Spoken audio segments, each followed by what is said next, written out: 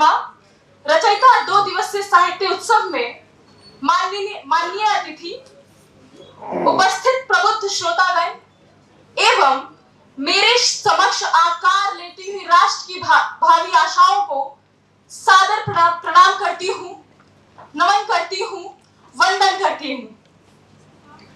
जैसा कि किसी भी कार्यक्रम के शुभारंभ करने के पूर्व भारतीय संस्कृति में भिन्न भिन्न परंपराएं हैं।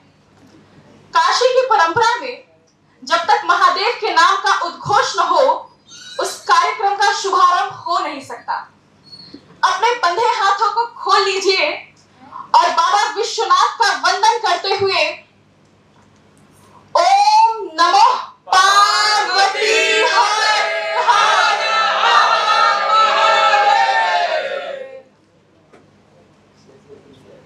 काशी की इसी सांस्कृतिक पारंपरिक चेतना के सानिध्य में आज रचयिता का 5वां संस्करण महामना की बगिया में आयोजित किया जा रहा है। आप सभी का पुनः हार्दिक अभिनंदन एवं वंदन है। जज्बात में लिपटा हुआ एक विश्वास ही तो है, जज्बात में लिपटा हुआ एक विश्वास ही तो है। अपनापन और क्या है, अपनापन और क्या है, महज एक एहसास ही तो है। अपनापन और क्या है, महज एक एहसास ही तो है।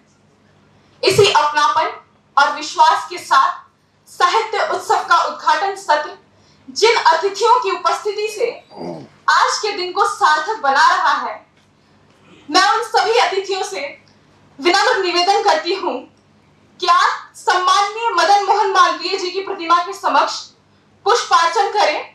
इसके साथ ही दीप प्रज्वलन हेतु मैं आप सभी को सादर आमंत्रित करती हूं।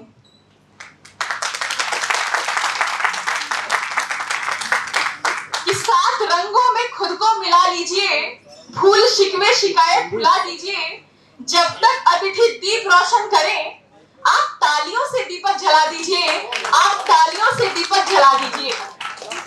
साथ ही वेद मंत्र पाठ हेतु वेद पाठी ब्राह्मण सारांश शास्त्री और आदित्यराज शास्त्री जी को मैं मंच पर आमंत्रित करती हूं।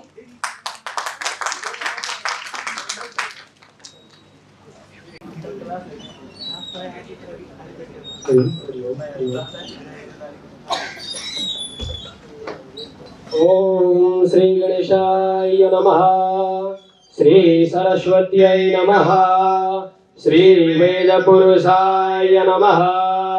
हरे ओम चंद्रमा मनसो जातश्चक्षुः सूर्यो अजायत स्रोतरात् वायुश्च पराणश्च मुखा दग्निराजायत नाभ्या आसीदन्तरिक्षगो शेषणार्दयोः समावर्तत पद्भ्यां भौमृद्देशः श्रोत्रा तथा लोकाय अकल्पयन् यत्पुरुषेणः विखा देवायन्यमतन्वत वसन्तोऽस्यासिद्धाजियाङ्ग्रेक्म इदमः सारद्धवेः सप्तास्यासान् पारिधाय सरेः सप्तसामिधाः क्रेताः देवाद्य जगनान्तान्नवाना अवगनां पासोम्भायज्ञेन यज्ञमायाजां तादे स्थानि धर्माणि प्रथमानि आसन्नाते हनागं महिमानः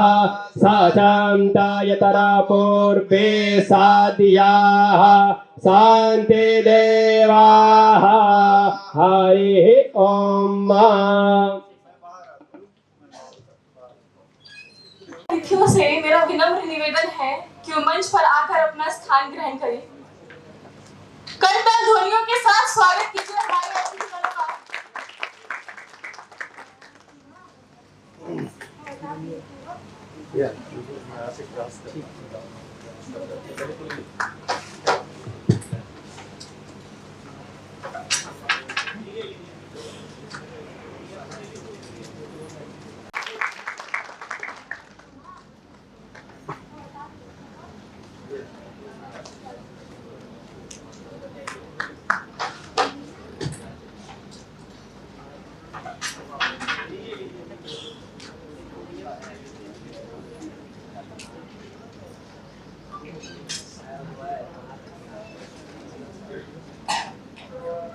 कार्यक्रम की अगली कड़ी में मां शारदे का स्मरण करते हुए सरस्वती वंदना हेतु मैं कीर्ति पांडे जी को मंच पर आमंत्रित करती हूँ। कीर्ति पांडे जी।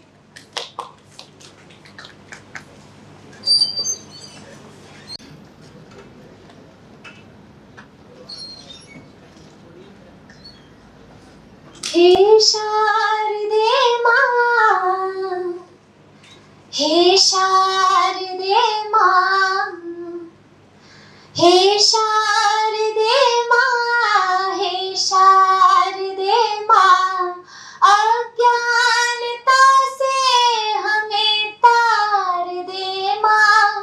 हे शारदे मां, हे शारदे मां, हे शारदे मां, हे शारदे मां, अज्ञानता से हमें तार दे मां। तू स्वर की देवी है, संगीत तुझसे, हर शब्द तेरा है, हर गीत तुझसे। तू स्वर की देवी है, संगीत तुझसे, हर शब्द तेरा है, हर गीत तुझसे। हम हैं अकेले, हम हैं अधूरे, हम हैं अकेले, हम हैं अधूरे, तेरी शरण में हमें प्यार दे मां। हे शारदे मां, हे शारदे मां, अज्ञानता से हमें तार दे मां।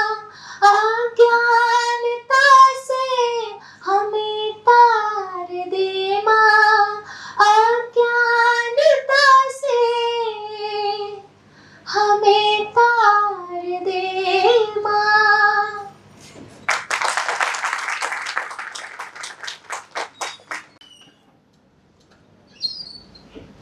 वाह क्या मधुर आवाज थी। और कार्यक्रम के आगाज के लिए अब मैं कुलगीत हेतु हमारे साथी अपराजिता श्री और अभिषेक ठाकुर जी को मंच पर आमंत्रित करती हूँ।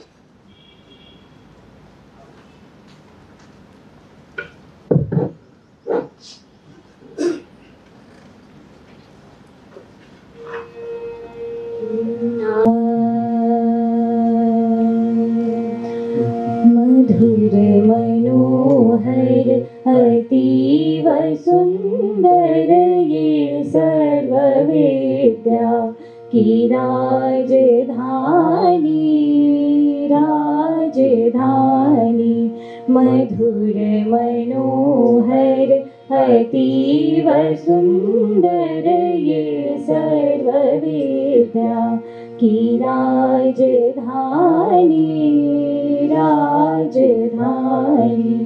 ये तीनों लोकों से न्यारी काशी, सुज्ञान धर्म सतराशि, बसी है गंगा के रम्य तट पर ये सर्व विद्या की राजधानी,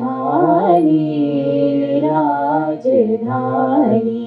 नई नहीं है ये ईंट पत्थर, है विश्वकर्मा का कार्य सुंदर, रचे है विद्या के भव्य मंदिर, ये सर्व सृष्टि की राजधानी, राजधानी। यहाँ की है ये पवित्र शिक्षा कि सत्य पहले फिर आत्मरक्षा, बिके हरिश्चंद्र थे यहीं पर ये सत्य शिक्षा की राजधानी,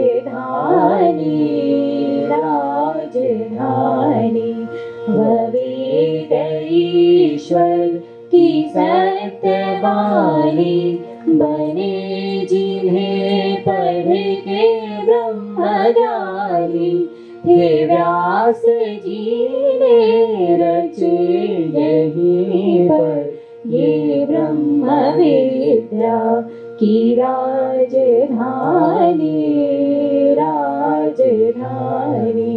वो मुक्ति पद को दिलाने वाले सुधर्म पथ पर चलाने वाले यही फले फूले बुद्ध शंकर ये राज ऋषियों की राजधानी राजधानी।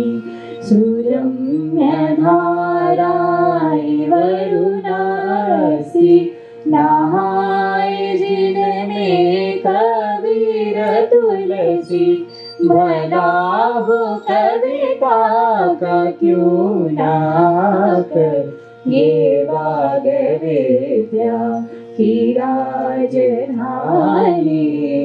राजधानी।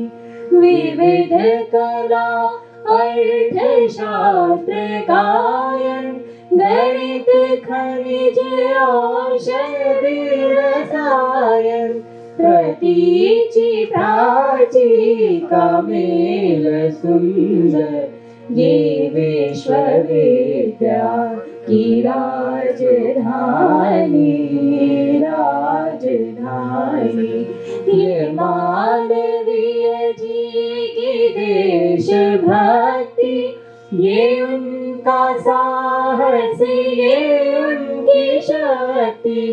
ये मानवीय जी की देशभक्ति ये उनका साहस ये उनकी शक्ति प्रकट हुई है नवीन होकर ये कर्मवीरों की राजधानी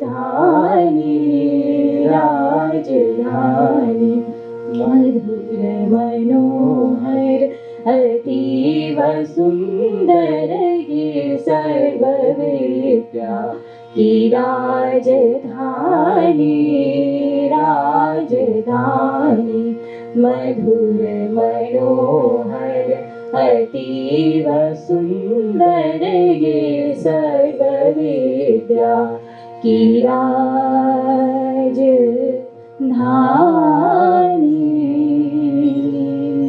राजधानी।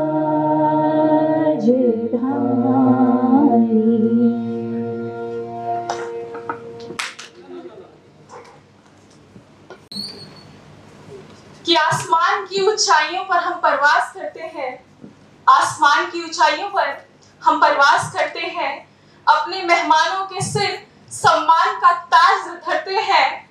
विद्या की देवी माँ शारदे को करके सजदा खुशियों से भरी महफिल का आगाज करते हैं, खुशियों से भरी महफिल का आगाज करते हैं। आपसे विनम्र निवेदन है, तालियों की करतल ध्वनि के साथ पुनः हमारे अतिथियों का स्वागत कीजिए, अभिनंदन कीजिए।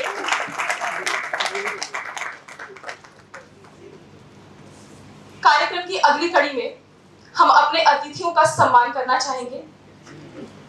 सर्वप्रथम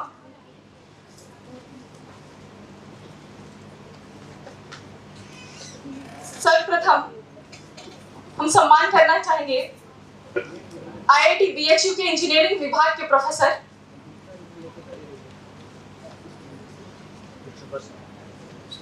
संकट मोचन मंदिर के महान प्रोफेसर विश्वंभरनाथ मिश्र विभाग के प्रोफेसर वाराणसी संकट मोचन मंदिर के महान माननीय विश्वंभरनाथ मिश्र जी के सम्मान के लिए मैं श्रीमान पीयूष पुष्पम जी को मंच पर आमंत्रित करती हूँ।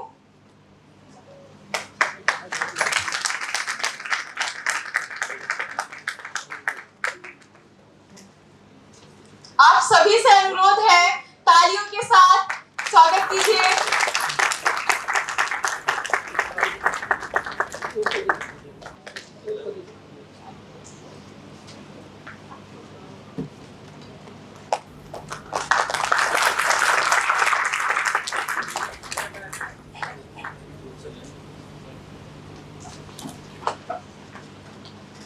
विभाग के प्रोफेसर एवं एवं विभागाध्यक्ष वशिष्ठ अनूप जी के सम्मान के लिए आंचल जी को मंच पर आमंत्रित करती हूँ। आंचल त्रिपाठी जी।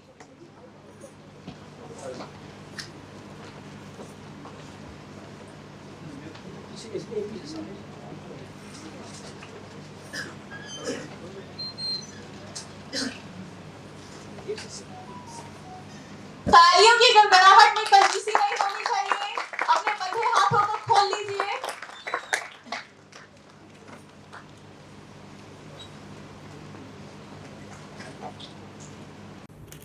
आपको सम्मानित होकर देखना जरूर है।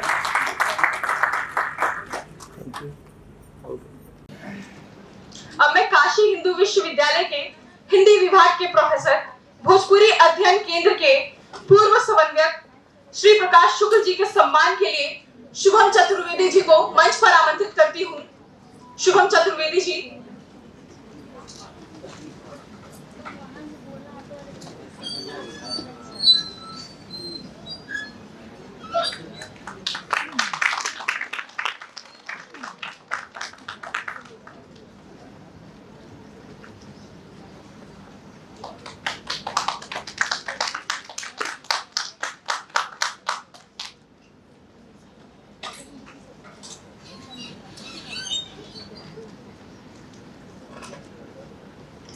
सामाजिक मुद्दों पर सक्रिय रूप से कार्यरत, भारत सरकार के शिक्षा मंत्रालय की सलाहकार, राष्ट्रपति नारी सम्मान पुरस्कार से सम्मानित आदरणीय नीरजा माधव जी के सम्मान के लिए मैं सर्वेश मिश्र जी को मंच पर आमंत्रित करती हूँ।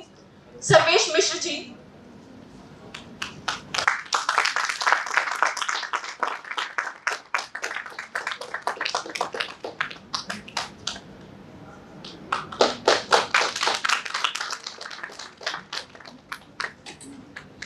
सम्मान की इसी कड़ी में अब मैं प्रतिष्ठित कवि, विचारक, साहित्य अकादमी पुरस्कार से सम्मानित बद्री नारायण जी के सम्मान के लिए अक्षय सब्रवाल जी को मंच पर आमंत्रित करती हूँ। अक्षय सब्रवाल जी।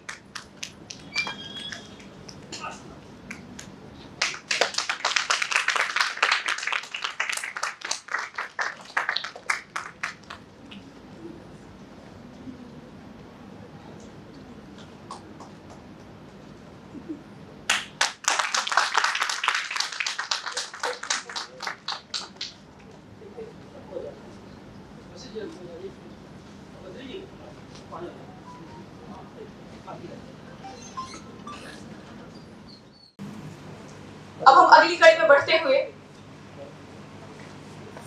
स्वागत वक्तव्य के लिए रचयिता के संस्थापक श्रीमान पीयूष पुष्पम जी को मंच पर आमंत्रित करती हूँ।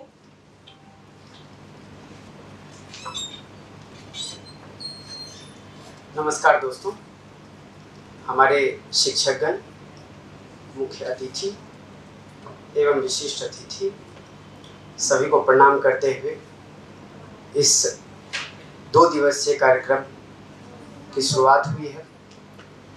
रचयिता का आगमन समकालीन समय में साहित्यिक क्षेत्र की एक महत्वपूर्ण घटना है। रचयिता किसी आकस्मिक कारणों की उपज नहीं है, यह मजबूत इरादों की नींव है।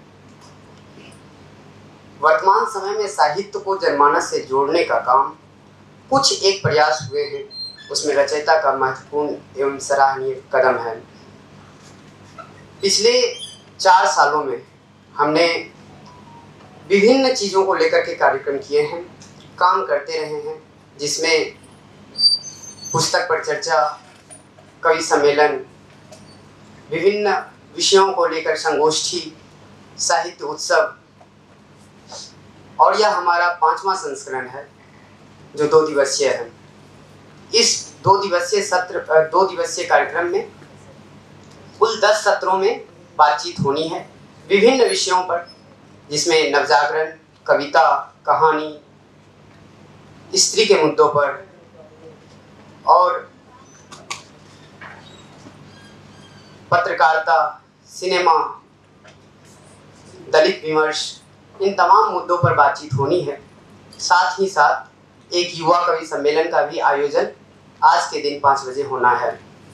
कल शाम में 4:30 बजे सांस्कृतिक संध्या होना है, जिसमें विश्वविद्यालय के कुछ साथी और हमारे दूर दराज से आए हुए कुछ साथी इस कार्यक्रम का हिस्सा बनेंगे, जो अपने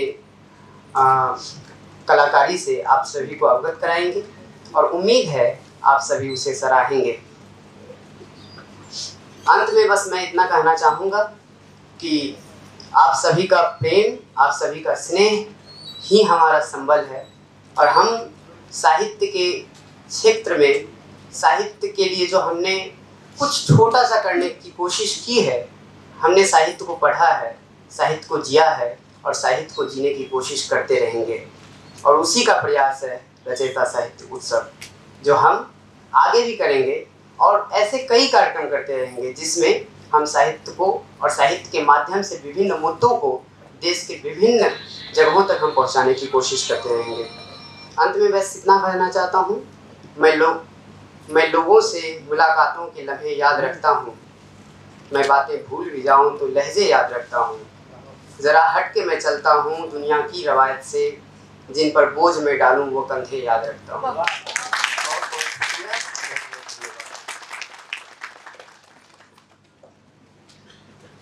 बहुत बहुत धन्यवाद श्रीमान पीयूष पुष्पम जी। कि फर्ज का एहसास होना चाहिए, फर्ज का एहसास होना चाहिए, कर्म अपने पास होना चाहिए, कामयाबी चूमेगी हर कदम, कामयाबी चूमेगी हर कदम, बस यही विश्वास आपके पास होना चाहिए, बस यही विश्वास आपके पास होना चाहिए। इसी विश्वास और आस्था के धनी मंच पर आसीन गणमान्य अतिथियों का मैं पुनः वंदन करती हूँ, अभिनंदन करती हूँ कि करते हैं तन मन से वंदन, करते हैं तन मन से वंदन, अभिनंदन अपनी संस्कृति का, आराधन अपनी भाषा का, अभिनंदन अपनी संस्कृति का, आराधन अपनी भाषा का। कि संस्कृति बीज है, संस्कृति संस्कार का प्रतीक है और इसी बीज और संस्कार की बगिया है साहित्य। सत्र का विषय है आज का साहित्य कितना नया, कितना निरंतर। दिए गए विषय पर हम सभी अपने अतिथियों को बेसब्री से सुनने को उत्सुक हैं। इसी कड़ी में क्रमानुसार हम अपने अतिथियों को एक एक करके मंच पर परिचय के साथ आमंत्रित करना चाहेंगे। हालांकि परिचय के मोहताज वो फूल नहीं होते, परिचय के मोहताज फूल नहीं होते, उनको किसी इत्र की आवश्यकता नहीं होती। महामना की बगिया में पुष्प की भांति हमारे सभी अतिथि जो है उस महामना की बगिया के पुष्प है और ये हम सभी के लिए सौभाग्य की बात है। सर्वप्रथम हम आमंत्रित करना चाहेंगे काशी हिंदू विश्वविद्यालय के हिंदी विभाग के प्रोफेसर, प्रतिष्ठित कवि, आलोचक, शिक्षाविद श्री प्रकाश शुक्ल जी को। श्री प्रकाश शुक्ल जी की रचनाएं समकालीन हिंदी कविता में लोक संवेदना, सामाजिक यथार्थ और भाषिक विविधता के लिए जानी जाती है। सर, आपके साहित्यिक योगदान के लिए आपको मलखान सिंह सिसोदिया पुरस्कार और उत्तर प्रदेश हिंदी संस्थान द्वारा नरेश मेहता कविता पुरस्कार से सम्मानित किया जा चुका है। इनकी रचनाएं हिंदी साहित्य में लोक जीवन की गहराई, सामाजिक चेतना और भाषिक सौंदर्य का उत्कृष्ट उदाहरण प्रस्तुत करती है। अब मैं मंच पर सर को आमंत्रित करती हूँ कि हम सभी विद्यार्थियों को अपने आशीर्वचनों से लाभान्वित करिए। सर, आपका हार्दिक स्वागत है। तालियों की गड़गड़ाहट के साथ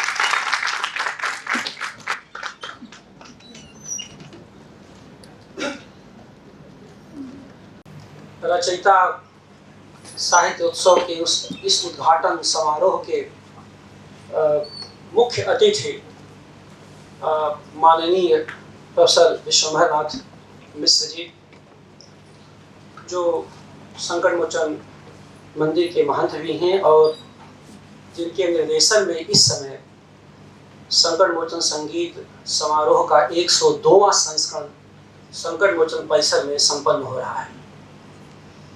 और यह अत्यंत गौरव का विषय है कि आज उसका समापन है और आज रचयिता साहित्य उत्सव का उद्घाटन भी है। तो बनारस में यह जो उत्सव की परंपरा है, उस उत्सव की परंपरा में आप सब शामिल, यहाँ जितने लोग हैं उनका सबका अभिवादन। इस कार्यक्रम की अध्यक्षता के लिए भाई वशिष्ठ अनूप जी जो वरिष्ठ गीतकार हैं, हिंदी के अत्यंत प्रतिष्ठित कवि भाई बद्री नारायण जी और सुपरिचित कथाकार, सम्मानित कथाकार के रूप में हमारे बीच बैठी हुई नीरजा माधव जी, सभागार में बैठे हुए काशी हिंदू विश्वविद्यालय और बाहर से आए हुए तमाम शिक्षक साथी, छात्र और छात्राओं, मीडिया के बंधु। विषय बहुत ही रोचक है और एक ऐसे समय में इस विषय पर बातचीत रचयिता के मन से प्रस्तावित है जिस समय हिंदी के सोशल मीडिया में रूप और अंतर्वस्तु का विवाद छिड़ा हुआ है, आप सब जानते हैं। जबकि वह बहुत ही सामान्य सी बात है। भारतीय काव्य शास्त्र में बहुत पहले से यह बातें कही गई हैं कि आत्म संस्कृति वाव शिल्पान, यानी शिल्प हर कवि का, हर लेखक का अपना होता है और वह आत्म संस्कृति की प्रक्रिया से बुनियादी तौर पर जुड़ा होता है। तो उसमें कहीं यानी हम जो कुछ हम बोलते हैं वह हमारे पास अपना शिल्प ही होता है। और यह भी हमारे संस्कृत साहित्य में बार बार कहा गया है कि नवाबाणी मुखे मुखे, तो हर व्यक्ति की नवाबाणी नवाचारी भाषा होती है। तो ऐसे में जब रूप और शिल्प का एक विवाद साहित्य जगत में शुरू हुआ है, तो साहित्य आज के साहित्य के संदर्भ में उसकी निरंतरता और उसका नयापन की विषय पर जो ये उद्घाटन सत्र में बातचीत प्रस्तावित है, उसके लिए सबसे पहले मैं इस युवा आयोजकों के प्रति आभार व्यक्त करता हूँ।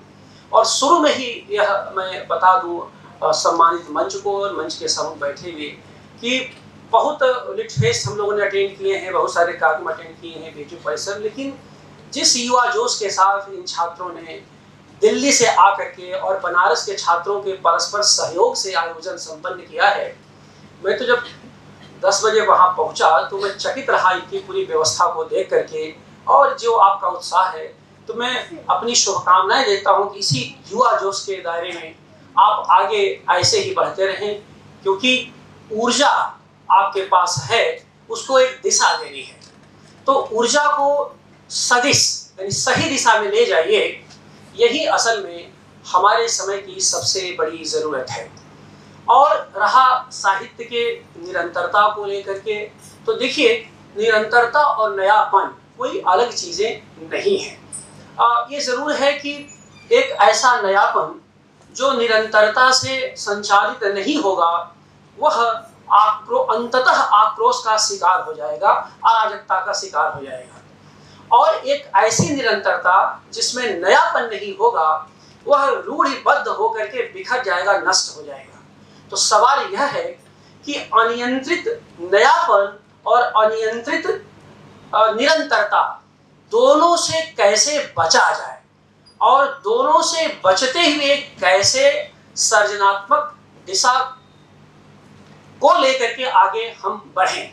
मुझे लगता है कि निरंतरता का नयापन, समय यह है, मैं समझता हूं कि निरंतरता के नयापन पर बात होनी चाहिए और निरंतरता के नयापन पर ही मैं कुछ बातें आपके सामने रखूंगा। और यह भी कोई नई चीज नहीं है, पहली बार नहीं हो रहा है कि निरंतरता को लेकर के कोई आज हम बहस कर रहे हैं। बहुत पहले जब टी.एस. इलियट की आलोचना कर रहे थे डी.एच. लॉरेंस, तो इस निरंतरता को क्लासिक के दायरे में समझते उन्होंने कहा था कि इस तरह की जो बहसें हैं बहुत ही रस्टिक होती हैं, बहुत ही मूर्खतापूर्ण होती हैं, क्योंकि वो इस बात को समझ रहे थे टी.एच. Lawrence, T.S.. इलियट, आप सब जानते हैं कि टी.एस. इलियट ने ट्रेडिशन एंड इंडिविजुअल टैलेंट में परंपरा के भीतर के काव्यत्व के बोध के विकास की बातें की थी। यानी कविता भाषा के भीतर नहीं बल्कि कविता के परंपरा के भीतर लिखी जाती है। ये बहस 20वीं सदी में बहुत तेजी से चली थी। उस पर जो लॉरेंस ने जो टिप्पणी की थी, लेकिन वो उस बात को समझ नहीं पाए कि जो क्लासिसिज्म है वह निरंतरता नहीं है, वो शास्त्रीयतावाद निरंतरता नहीं है। निरंतरता एक सांस्कृतिक बोध है, एक सांस्कृतिक मूल्य है, जिसके दायरे में हर पीढ़ी अपना नया स्वर रचती है और उसे भाषा देती है। तो इस रूप में मैं समझता हूँ कि निरंतरता का जो नयापन है वह हमारे लिए आज बहुत ही मूल्यवान है।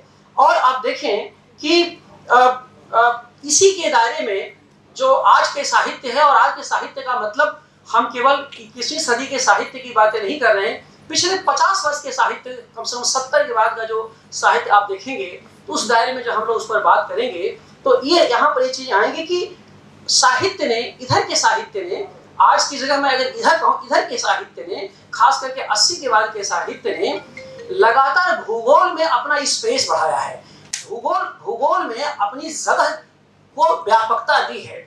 तो भूगोल में जगह को तराशने की जो जद्दोजहद होती है, अपना विस्तार करने की कोशिश है, इसमें साहित्य ने नई उड़ान भरी है और साहित्य ने नए सरोकार अपने दायरे में विकसित किए हैं।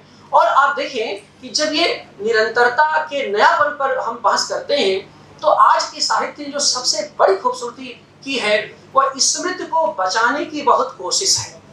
अब ये स्मृति आज के समय में सबसे अधिक संकटग्रस्त है, और स्मृति जो आज के समय संकटग्रस्त मैं कह रहा हूँ तो पिछले 50 वर्षों में इस पूरी प्रक्रिया से जुड़ी हुई है। तो ये पूरी प्रक्रिया से जब स्मृति, क्योंकि स्मृति ध्वंस के मामले में जब स्मृतियां, खास करके जब एक तरह का उत्तर सत्यवाद की थ्योरी आई 2016 के बाद, एक नया समूह छेड़ा गया साहब उत्तर सत्यवादी, क्योंकि पश्चिम से आया है, जिसकी बहुत चर्चा नहीं हुई, लेकिन यह कहा गया कि भाई ठीक है, ये अब ये स्मृतियों के ध्वंस का समय ही है और आप उस पर बहुत बहस मत करिए। ऐसे में जो सजग साहित्यकार है, सजग लेखन है, उन्होंने उस स्मृति को बचाने की बहुत कोशिश की है। और पिछले 4 दशक में जो साहित्य लिखा जा रहा है, चाहे वो कविता में, कहानी में, उपन्यास में, और आप देखिए साहित्य ने पारंपरिक भाषा को किस तरह से अतिक्रमित किया है। इधर कथेतर, गद्य, संस्मरण, आत्मकथा, जीवनी, हिंदी साहित्य ने इन विधाओं के माध्यम से अपने परिसर का, अपने भौगोलिक और ऐतिहासिक वृत्त का बहुत विस्तार किया है। तो इस दायरे में भी अगर आप देखेंगे तो ये आज का जो साहित्य है वह अपने नएपन के दायरे में निरंतरता से जुड़ा हुआ साहित्य है, क्योंकि भाषा में स्मृति को बचाने के साथ भाषा की स्मृति भी उसने बचाई है। दोनों बातें हैं और दोनों अलग हैं। भाषा में स्मृति को बचाना एक बात है अपनी भाषा में, और भाषा की स्मृति को बचाना दूसरी बात है। आज के साहित्य ने इन दोनों स्थितियों में, दोनों मूल्यों पर, दोनों मोर्चों पर अपना अच्छा खासा काम किया है। और आप देखिए कि एक ऐसे समय में हम लोग देख रहे हैं कि जहाँ की एक तरह का वैश्विक पूंजीवाद, एक तरह का मल्टीनेशनल जो पूंजीवाद चल रहा है, बहुराष्ट्रीय कंपनियों का पूंजीवाद है, उसमें आप देखिए कि साहित्य और संवेदना के लिए बहुत स्पेस हमारे पास नहीं रह गया है। सांस्कृतिक बहुलता के बहुत सारे संकट हमारे पास मौजूद हैं।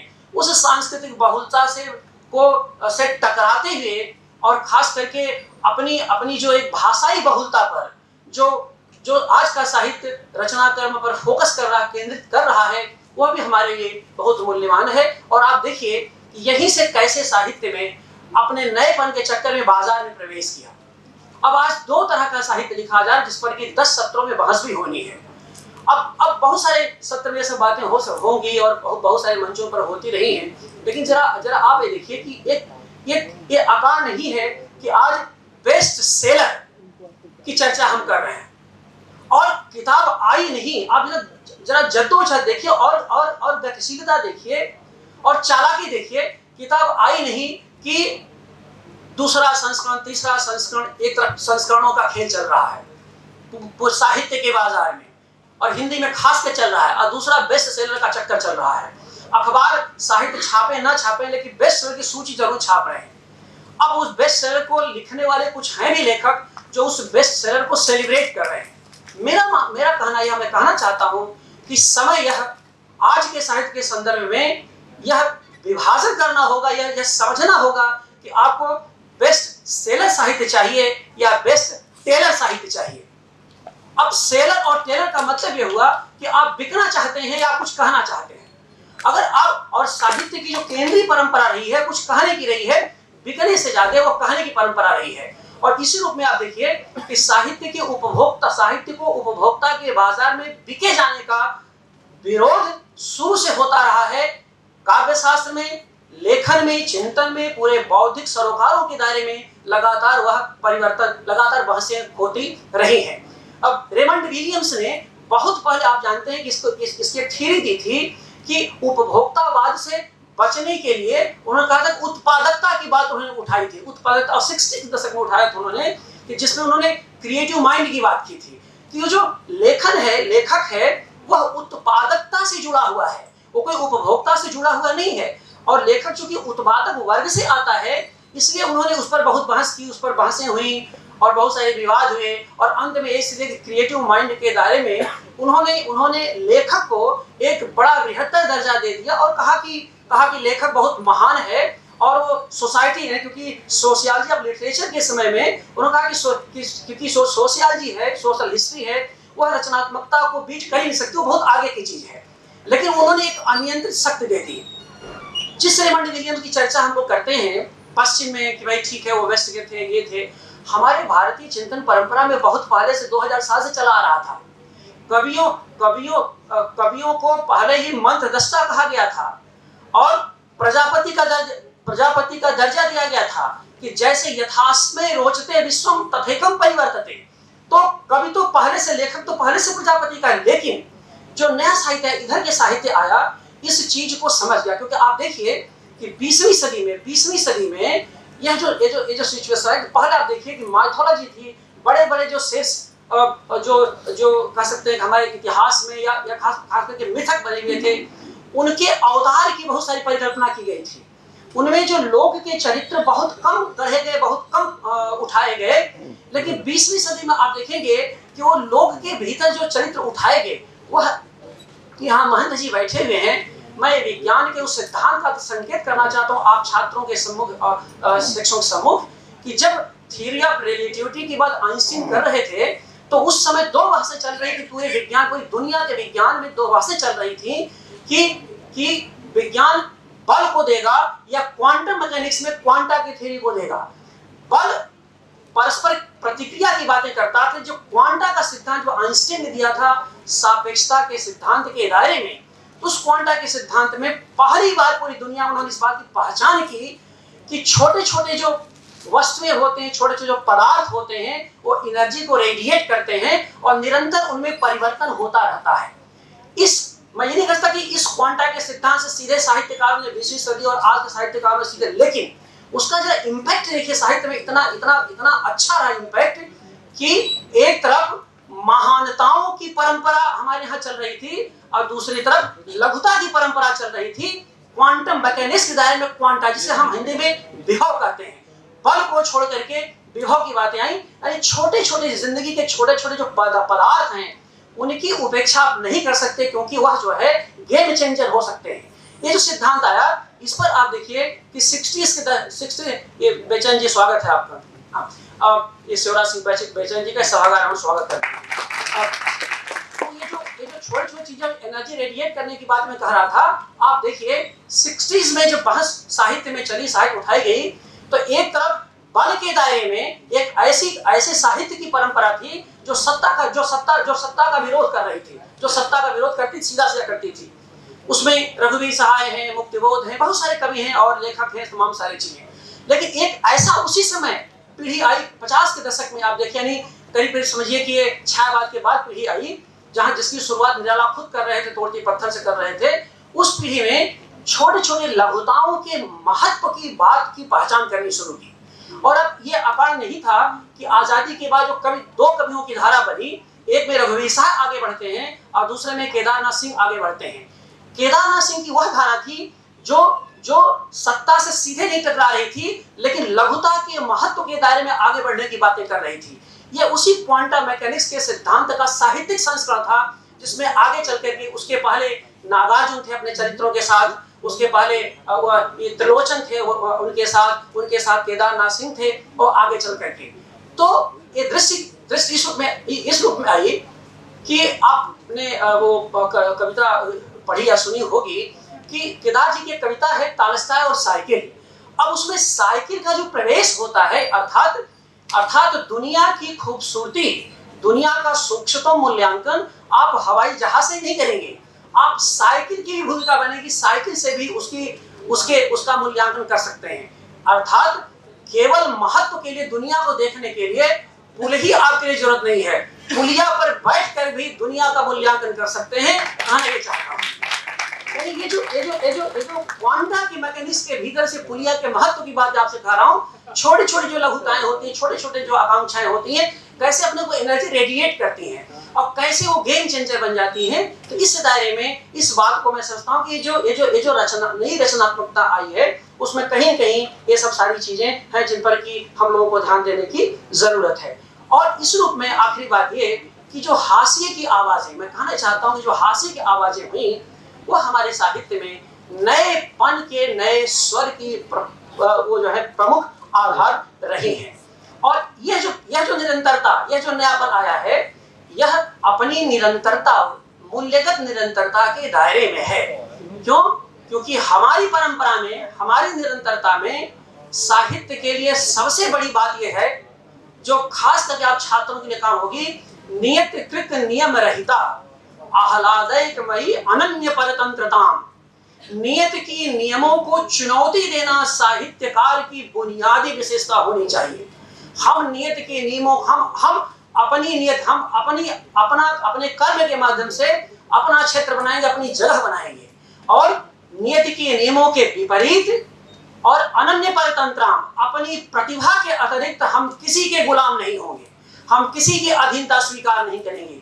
साहित्य की मूल्यगत, ये जो दो मूल्यगत निरंतरता है, वो मूल्यगत निरंतरता का ही असर है कि जो नया साहित्य लिखा जा रहा है, चाहे बद्री नारायण लिख रहे हो, चाहे नीरजा माधव लिख रही हो, या शिवराज सिंह बेचैन लिख रहे हो, उस पीढ़ी को समझते हुए उस निरंतरता में साहित्य रचा जा रहा है।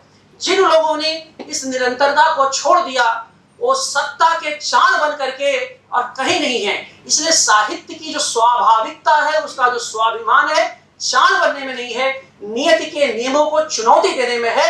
क्यों? क्योंकि जो नियति के नियमों को चुनौती देंगे तो ऐसा नहीं आप अराजक हो जाएंगे, आप मनुष्य के अधिकतम मुक्ति की साधना करेंगे, मनुष्य की वाणी को अधिकतम मुक्ति देंगे।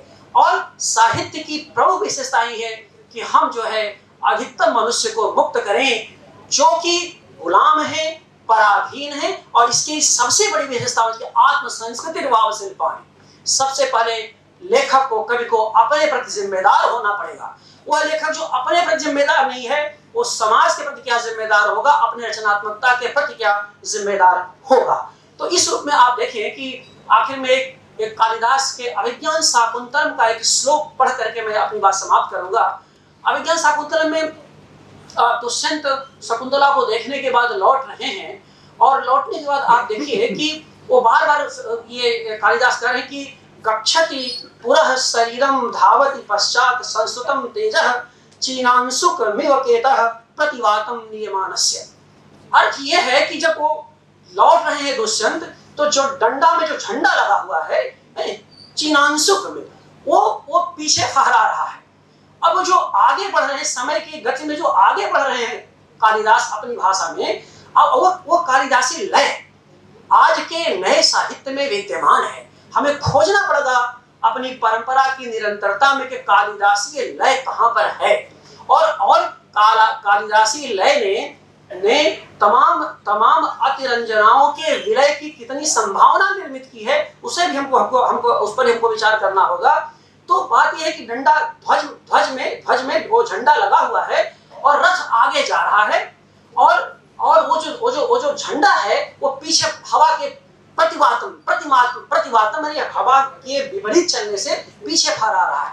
मैं सोच रहा था इसके बारे में कि कल्पना करिए कि जो आगे जाने वाला वो तो नयापन है, यानी आगे जो ये जा रहे हैं कालिदास दुष्यंत को लेके वो है, और वो जो मन उनका पीछे जा रहा है उसका भौतिक अर्थ ये है। लेकिन आज के समय में मैं इसका अर्थ एक रूप में आपके सामने रखना चाहता हूँ कि मैं एक बार सोच रहा था कि अगर मान लीजिए उस डंडे में जो लगा हुआ था उसमें वो झंडा न लगा होता तो क्या फहराता, यानी कितना भी समय की गति से वो आगे चलता लेकिन डंडा डंडा ही रहता, फहराने से यानी स्मृतियां उसके पास न होती, उसके पास अतीत के में झांकने के कोई विकल्प न होते, तो क्या होता, वह जो है विशुद्ध ठूठ होता।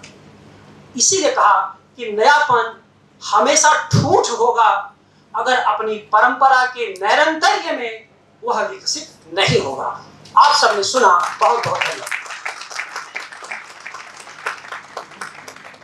सर, आपके आशीर्वचन हम सभी विद्यार्थियों का साहस है, संबल है।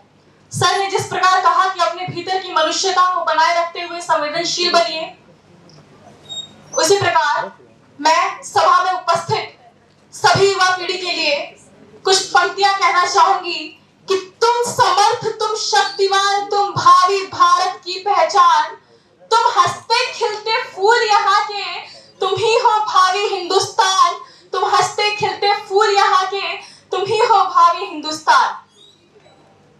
अब कार्यक्रम की अगली कड़ी में बढ़ते हुए अब मैं मंच पर विशिष्ट अतिथि के रूप में एक ऐसी नारी शक्ति को आमंत्रित करने जा रही हूं जिन्होंने लेखनी के क्षेत्र में देश ही नहीं विश्व के मानस पटल पर परचम लहराया है।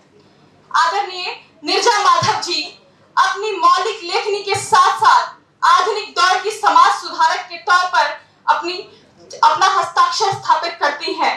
इसके साथ ही विभिन्न कृतियों का विभिन्न भाषाओं में इनकी पुस्तकों का अनुवाद भी हो चुका है। समाज के अनसुलझे और अनछुए पहलुओं को इन्होंने सदैव अपनी रचनाओं में उकेरा है। इसके साथ साथ इनको इनकी रचनाओं के लिए यशपाल पुरस्कार, शंकराचार्य पुरस्कार, राष्ट्रपति द्वारा नारी शक्ति सम्मान से सम्मानित किया गया है। बड़े सम्मान के साथ नारी शक्ति का तालियों की गड़गड़ाहट के साथ स्वागत कीजिए। मैम, आपका हार्दिक अभिनंदन है।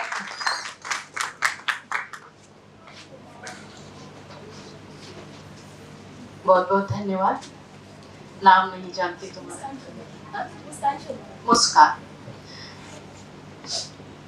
ये जो प्रोटोकॉल है उसके विपरीत सबसे पहले सभागार में उपस्थित हमारी अपनी ऊर्जावान नई पीढ़ी जिसका यह आयोजन है और मुझे बहुत ही विस्मित करने वाला और बहुत ही मन को आह्लाद देने वाला लग रहा है और बहुत आश्वस्त हूँ कि जैसे सब लोग निराशा व्यक्त करते हैं कि नई पीढ़ी में तो ये धैर्य नहीं है, ऐसा नहीं है, वैसा नहीं है।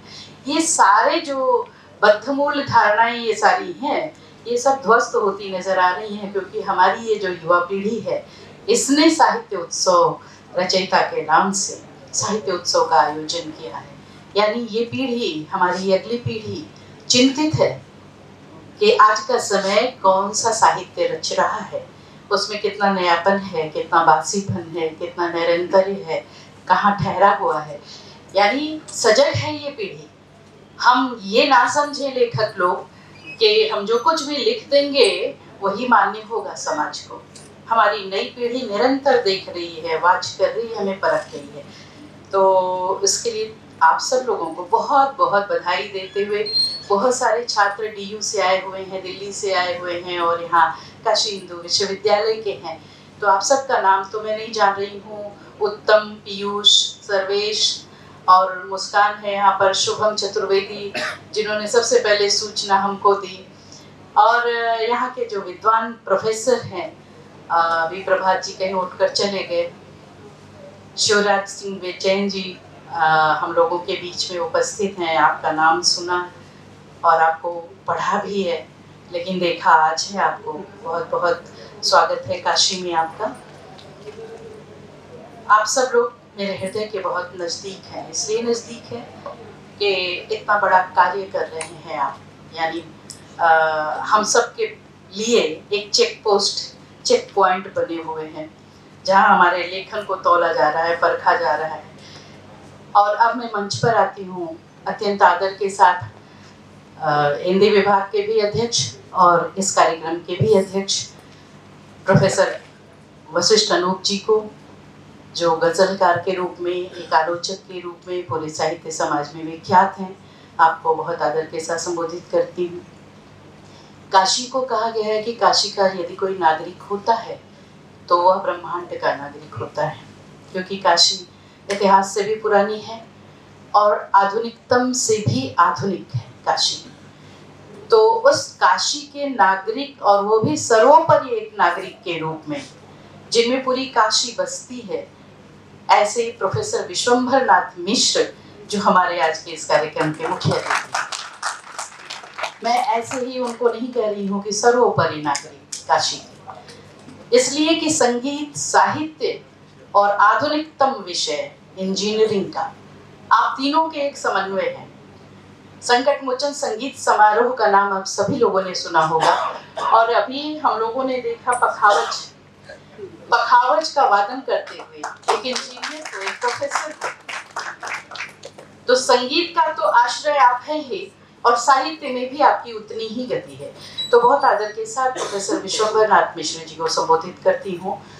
आदरणीय बद्री नारायण जी, जिनको समय समय पर कभी कभी स्तंभ में पढ़ा करती हूँ, और आप यहाँ काशी में आए हैं, आपको भी बहुत आदर के साथ संबोधित कर रही हूँ। अभी जिनका विद्वत्तापूर्ण उद्बोधन हम लोग सुन रहे थे, प्रोफेसर श्री प्रकाश शुक्ल जी को, मैं वही बैठे बैठे सोच रही थी, आपने एक बहुत अच्छी भूमिका, एक बहुत अच्छा विषय दे दिया संस्कृति और परंपरा को। तो अच्छा लगा कि एक विषय स्पष्ट हो गया कि संस्कृति और परंपरा को छोड़कर हम साहित्य की कल्पना नहीं कर सकते। श्री प्रकाश शुक्ल जी स्वयं में एक बहुत बड़े कवि हैं हमारे समय के, और आपका पुलिया प्रसंग आप सब लोग देखते होंगे, सुनते होंगे फेसबुक पर। तो नए नए प्रयोग आप करते रहते हैं, छात्रों को प्रेरित करते रहते हैं। अब मैं अपनी बात पर आती हूँ। इसी काशी हिंदू विश्वविद्यालय की मैं छात्रा रही हूँ, अंग्रेजी विभाग के। अच्छा लगता है, और जब अपने भावी पीढ़ी के लोग हमको बुलाएं तो और अच्छा लगता है कि अपने विश्वविद्यालय को फिर से एक बार देख आएंगे, फिर से जी लेंगे। लेकिन यहाँ आकर एक संकोच में बैठी थी कि इतनी विद्वान प्रोफेसर्स के बीच में, सारे प्रोफेसर हैं यहाँ पर और हिंदी के महारथी हैं, अंग्रेजी की एक छात्रा जो आकाशवाणी दूरदर्शन की नौकरी करती रही हो जीवन भर, जिसको एक सीमित समय दिया गया हो कि इतनी देर में आपको बात शुरू करनी है, इतनी देर में समाप्त कर देनी है, श्रोताओं के अनुसार बोलना है, हम बहुत लंबी चौड़ी लच्छेदार बातें कर नहीं सकते। तो मेरे लिए एक संकट का विषय तो है कि जितनी टेक्निकल जानकारी, जितनी अद्यतन जानकारी प्रोफेसर्स के पास होगी, शायद मेरे पास ना हो। तो आप लोग मुझे केवल एक लेखक के रूप में और एक पाठक के रूप में सुनिएगा और समझिएगा। सबसे पहले ये जो विषय है आज का, मेरे विचार से लगता है कि जो साहित्य, ये हमेशा से संस्कृति और राजनीति का संपोषण गृह रहा है। कुछ लोग इसे मत भिन्न रख सकते हैं, लेकिन मेरा अपना मानना है कि बिना राजनीति के, बिना संस्कृति के हम साहित्य की कल्पना नहीं कर सकते। कभी साहित्य के साथ राजनीति होती है, कभी साहित्य में राजनीति होती है, लेकिन राजनीति के साथ साहित्य जुड़ता है। संगीत के साथ ऐसी बात नहीं है। संगीत में राजनीति का कोई हस्तक्षेप नहीं हो सकता है, क्योंकि वो एक ऐसी विधा है, वो एक ऐसी कला है जो हमें एक दूसरे लोक से जोड़ती है।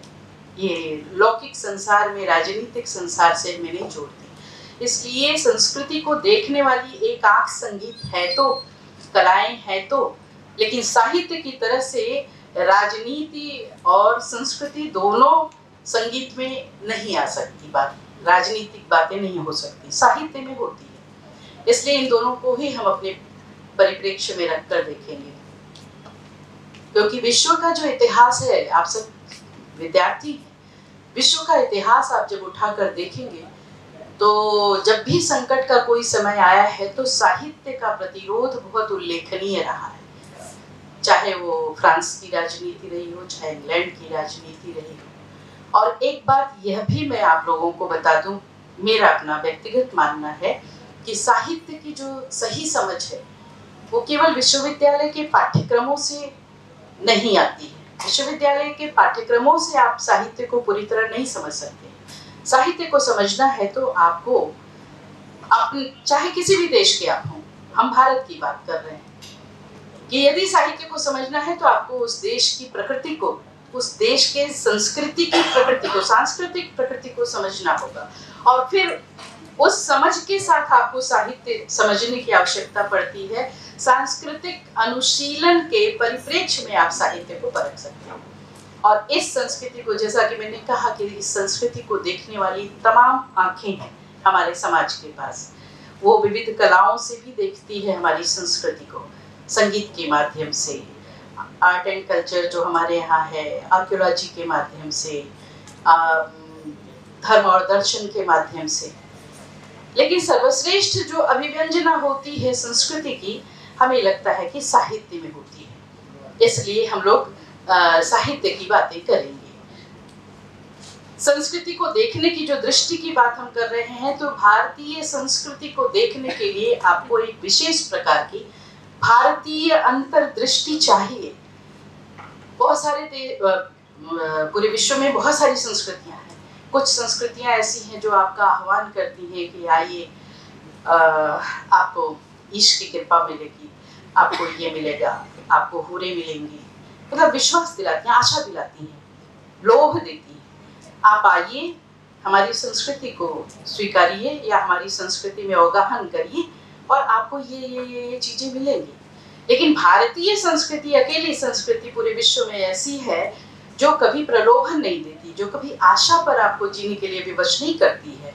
वह आपका आह्वान करती है, चलो व्यक्त से अव्यक्त की ओर, इस सीमा से असीम की ओर, यानी परम सत्ता के साथ आपको जोड़ने का एक आह्वान करती है। और दूसरी तरफ भारतीय एक अंतर्दृष्टि होगी, तभी आप भारतीय संस्कृति को समझ भी पाएंगे। इसी काशी में वाटर फिल्म बनाने आए थे लोग, गंगा पर वाटर फिल्म। आप लोग तो उसके शैलेंद्र हैं यहाँ पर, तो वाटर फिल्म बन नहीं पाई यहाँ काशी में। क्यों नहीं बन पाई? इसलिए कि गंगा केवल वाटर है ही नहीं हमारे लिए, वो तो हर भारतीय मन के लिए एक माँ है।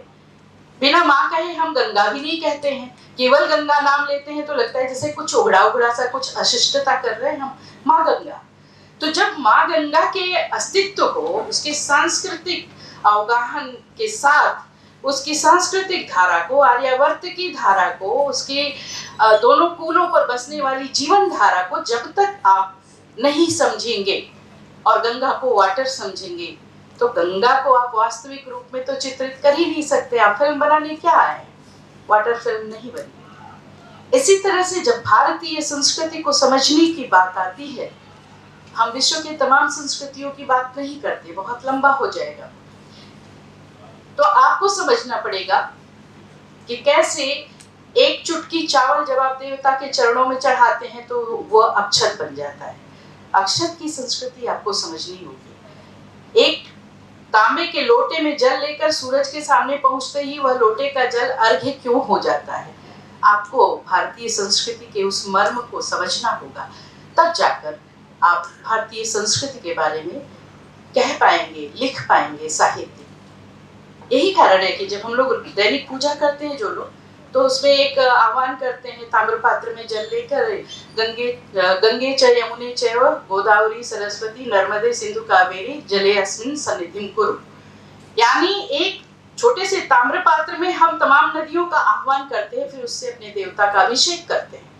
ये तमाम नदियों का आह्वान क्या है? केवल आडंबर है क्या? ये केवल पाखंड है क्या?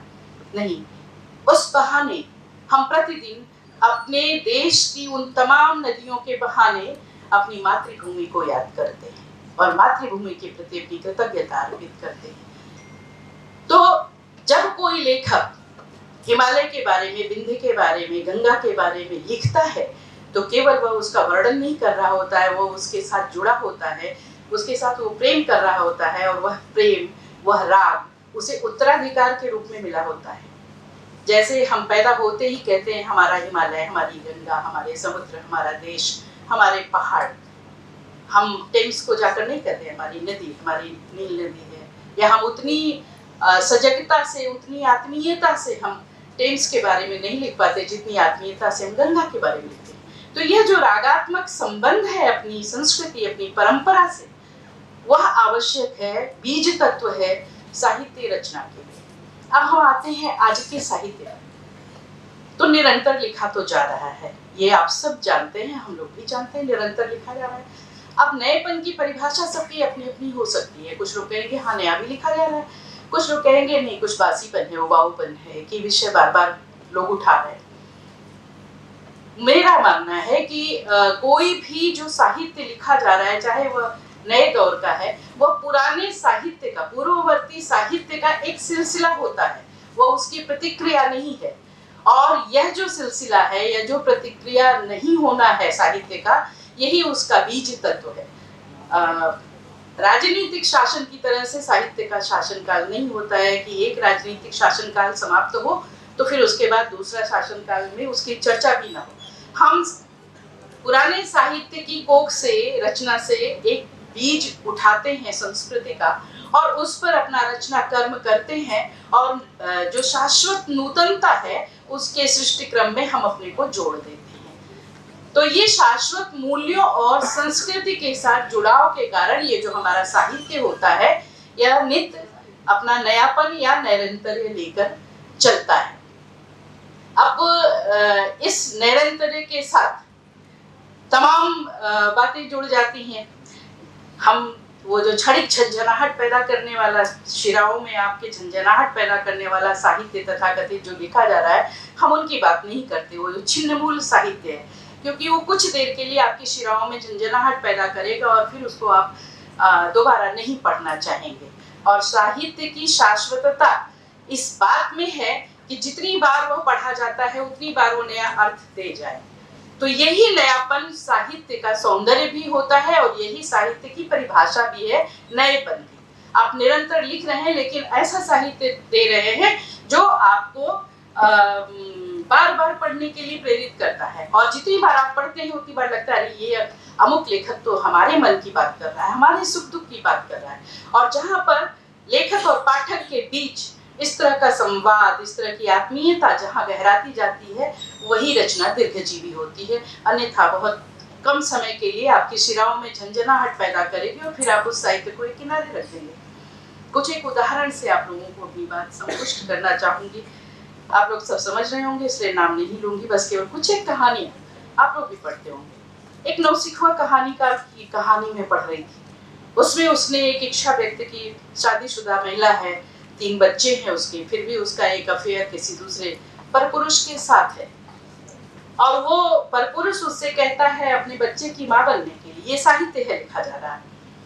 तो परपुरुष जो है वो उससे मित्र है उसका, वो अपने बच्चे की मां बनने के लिए कहता है। और वह स्त्री, उच्छृंखल मन की स्त्री, मैं इसलिए कह रही हूँ कि ये उच्छृंखलता थोड़ी व्याप्त रही है हम लोग के समाज में। अभी एक बच्चे से बात हो रही थी, छात्र से डीयू की, तो उसने कहा मैम नौकरी भले 2-4 वर्ष बाद देर से लगे, लेकिन आजकल शादी करने में डर लगता है।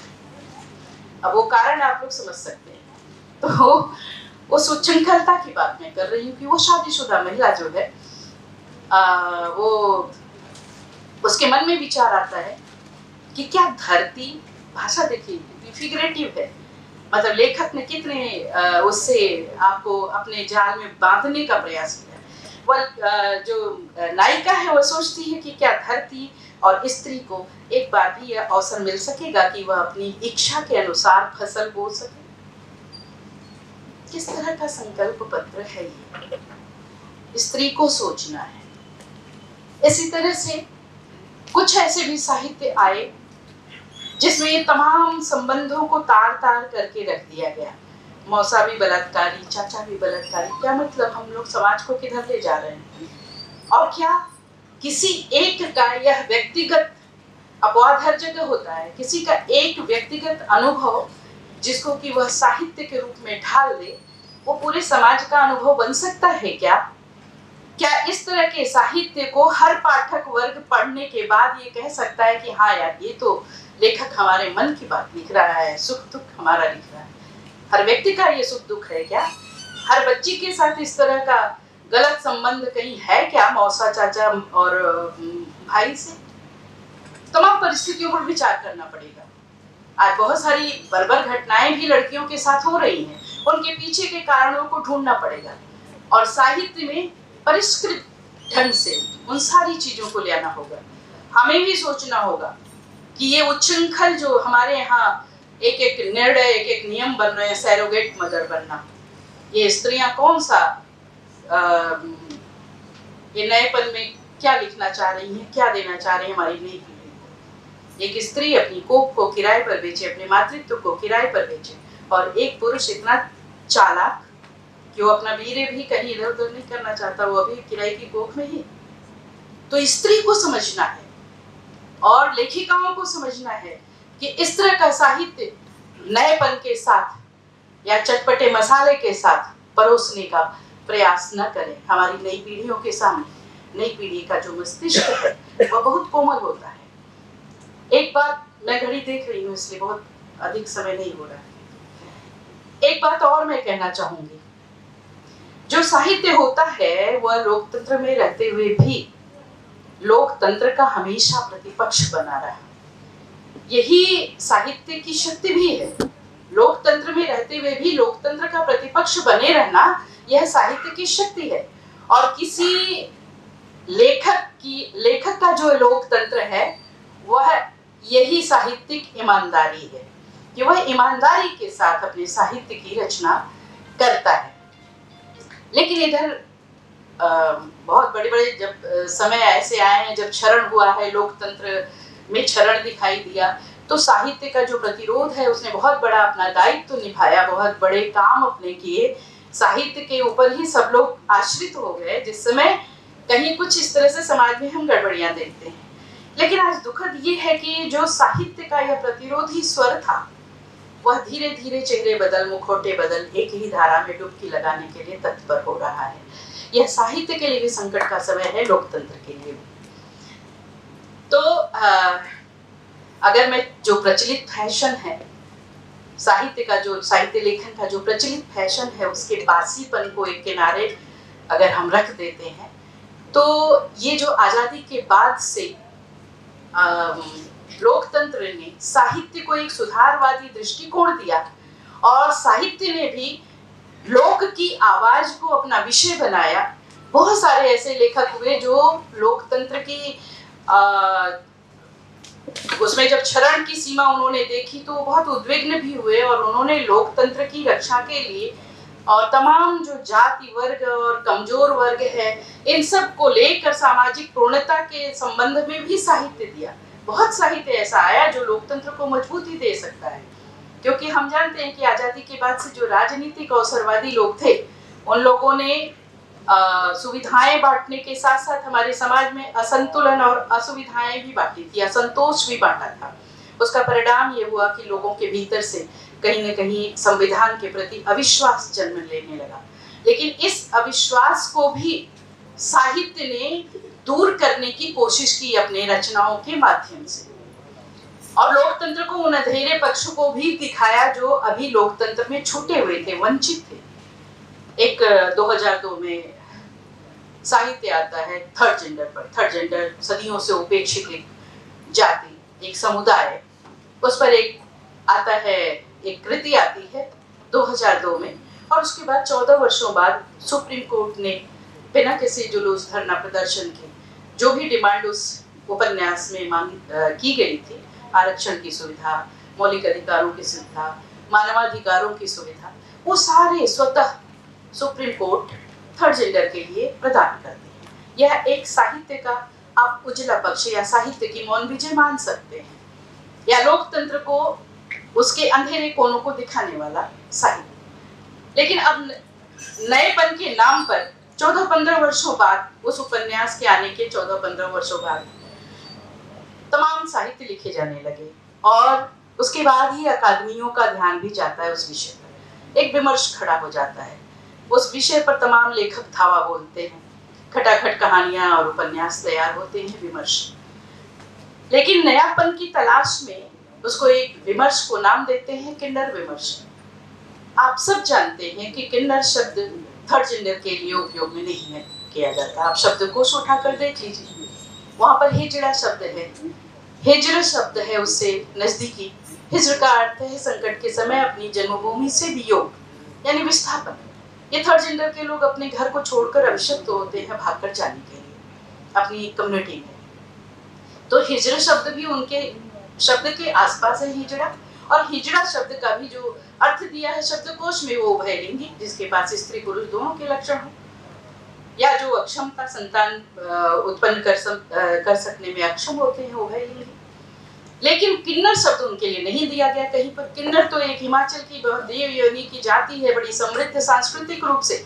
और जब किन्नर शब्द प्रयोग किया जाने लगा तो वहां से विरोध के स्वर भी उठे थे कि हम लोगों की एक समृद्ध सांस्कृतिक समृद्ध जाति को आप किन्नर शब्द कैसे कह सकते हैं इन लोगों के लिए।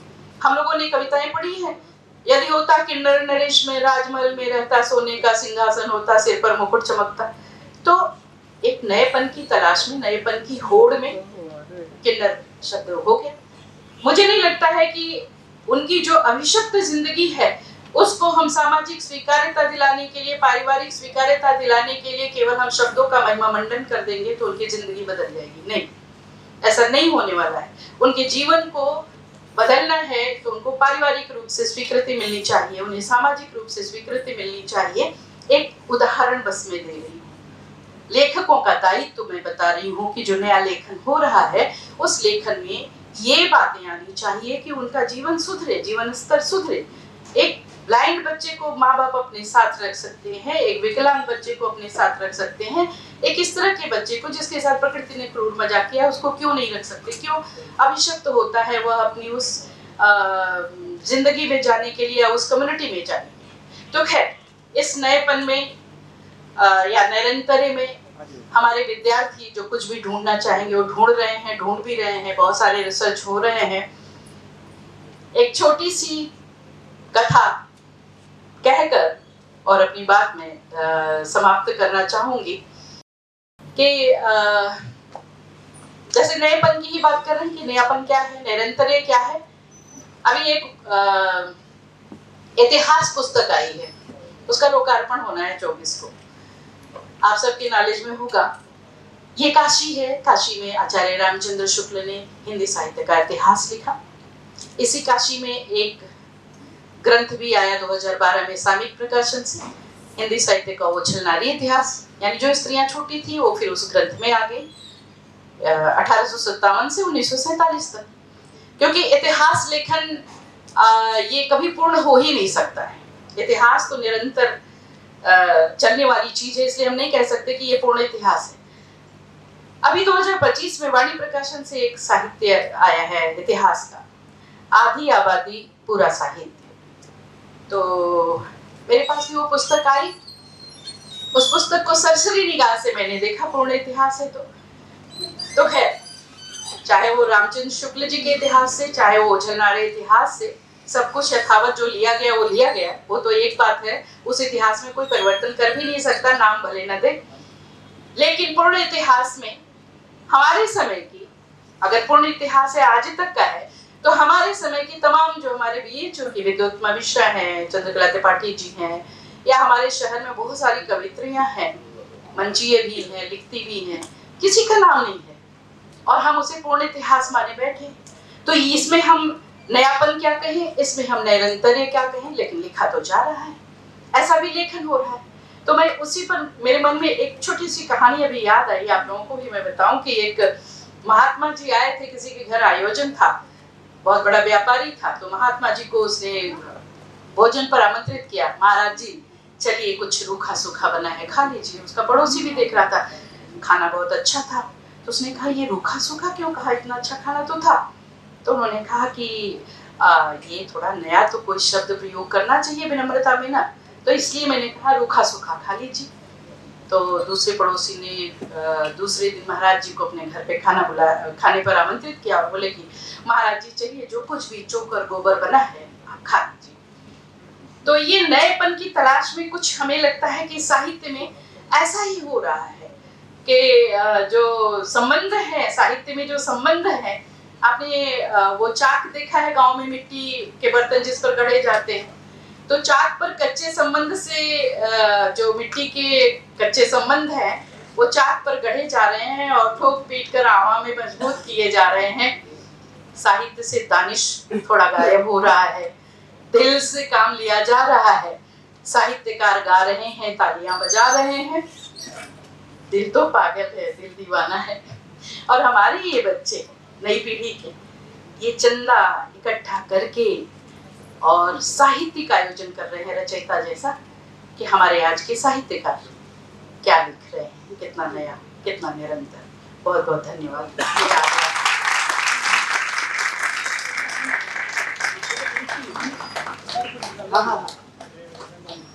बहुत बहुत धन्यवाद मैम। साहित्य के विद्यार्थी होने के नाते हम सबकी जिम्मेदारी बन जाती है कि अच्छा लिखिए, सच्चा लिखिए। इसी के साथ अब मैं हमारे अगले अतिथि को मंच पर आमंत्रित करना चाहूंगी। हमारे मुख्य अतिथि और पर्यावरणीय मुद्दों पर सक्रिय वाराणसी के संकट मोचन मंदिर के महंत जी, IIT BHU वाराणसी में इलेक्ट्रॉनिक इंजीनियरिंग के प्रोफेसर और संकट मोचन फाउंडेशन के अध्यक्ष। संकट मोचन मंदिर के महंत के रूप में आप धार्मिक परंपराओं और सामाजिक समरसता के संवाहक रहे हैं। राजनीतिक दृष्टिकोण से यदि देखा जाए तो सामाजिक न्याय, धर्मनिरपेक्षता और लोकतांत्रिक मूल्यों के समर्थक रहे हैं और समय समय पर सामाजिक मुद्दों पर अपने विचार प्रकट करते रहे हैं। आपका जीवन धार्मिक, शैक्षणिक और सामाजिक क्षेत्रों में समर्पित रहा है, जो कि समर्पित सेवा का उदाहरण रहा है। सर, आपका हार्दिक अभिनंदन है। महामना की बगिया में आपका हार्दिक स्वागत है। तालियों की करतब ध्वनि के साथ स्वागत कीजिए।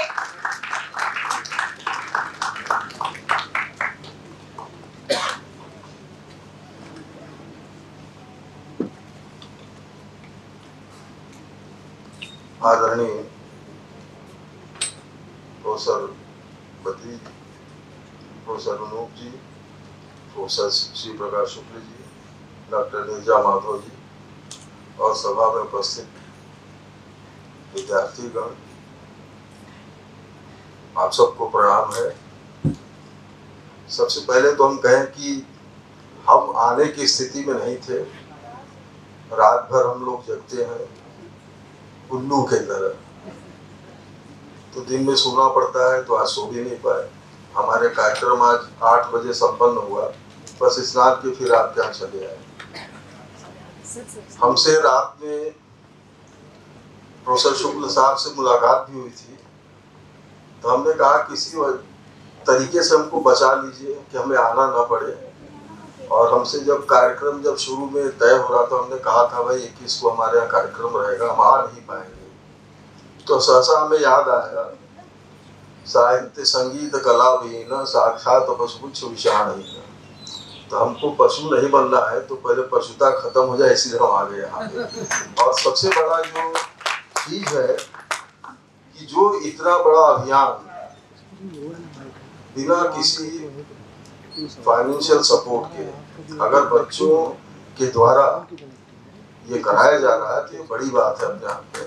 इसके मतलब हमारे बच्चे जो है हमसे ज्यादा सतर्क हैं कि हमारा साहित्यिक परंपरा कहाँ जा रहा है। हर आदमी कहता है कि पॉलिटिक्स से हमको कुछ लेना देना नहीं है, तो हम तो कहते हैं कि पॉलिटिक्स से हमको सबको सब लेना देना है, इसलिए कि हमारे जीवन के हर जगह वो इंटरफेयर। अभी हम तो देख रहे हैं कि लोग साहित्य को कहाँ लेते जा रहे हैं। हम अपने आप से एक फाइल खोज रहे थे, उसमें धर्मयुग, दिनमान, ब्लिट्ज की कितनी पत्रिकाएं देखे, तो ऐसे प्रचलित पत्रिकाएं एकदम बंद हो गई।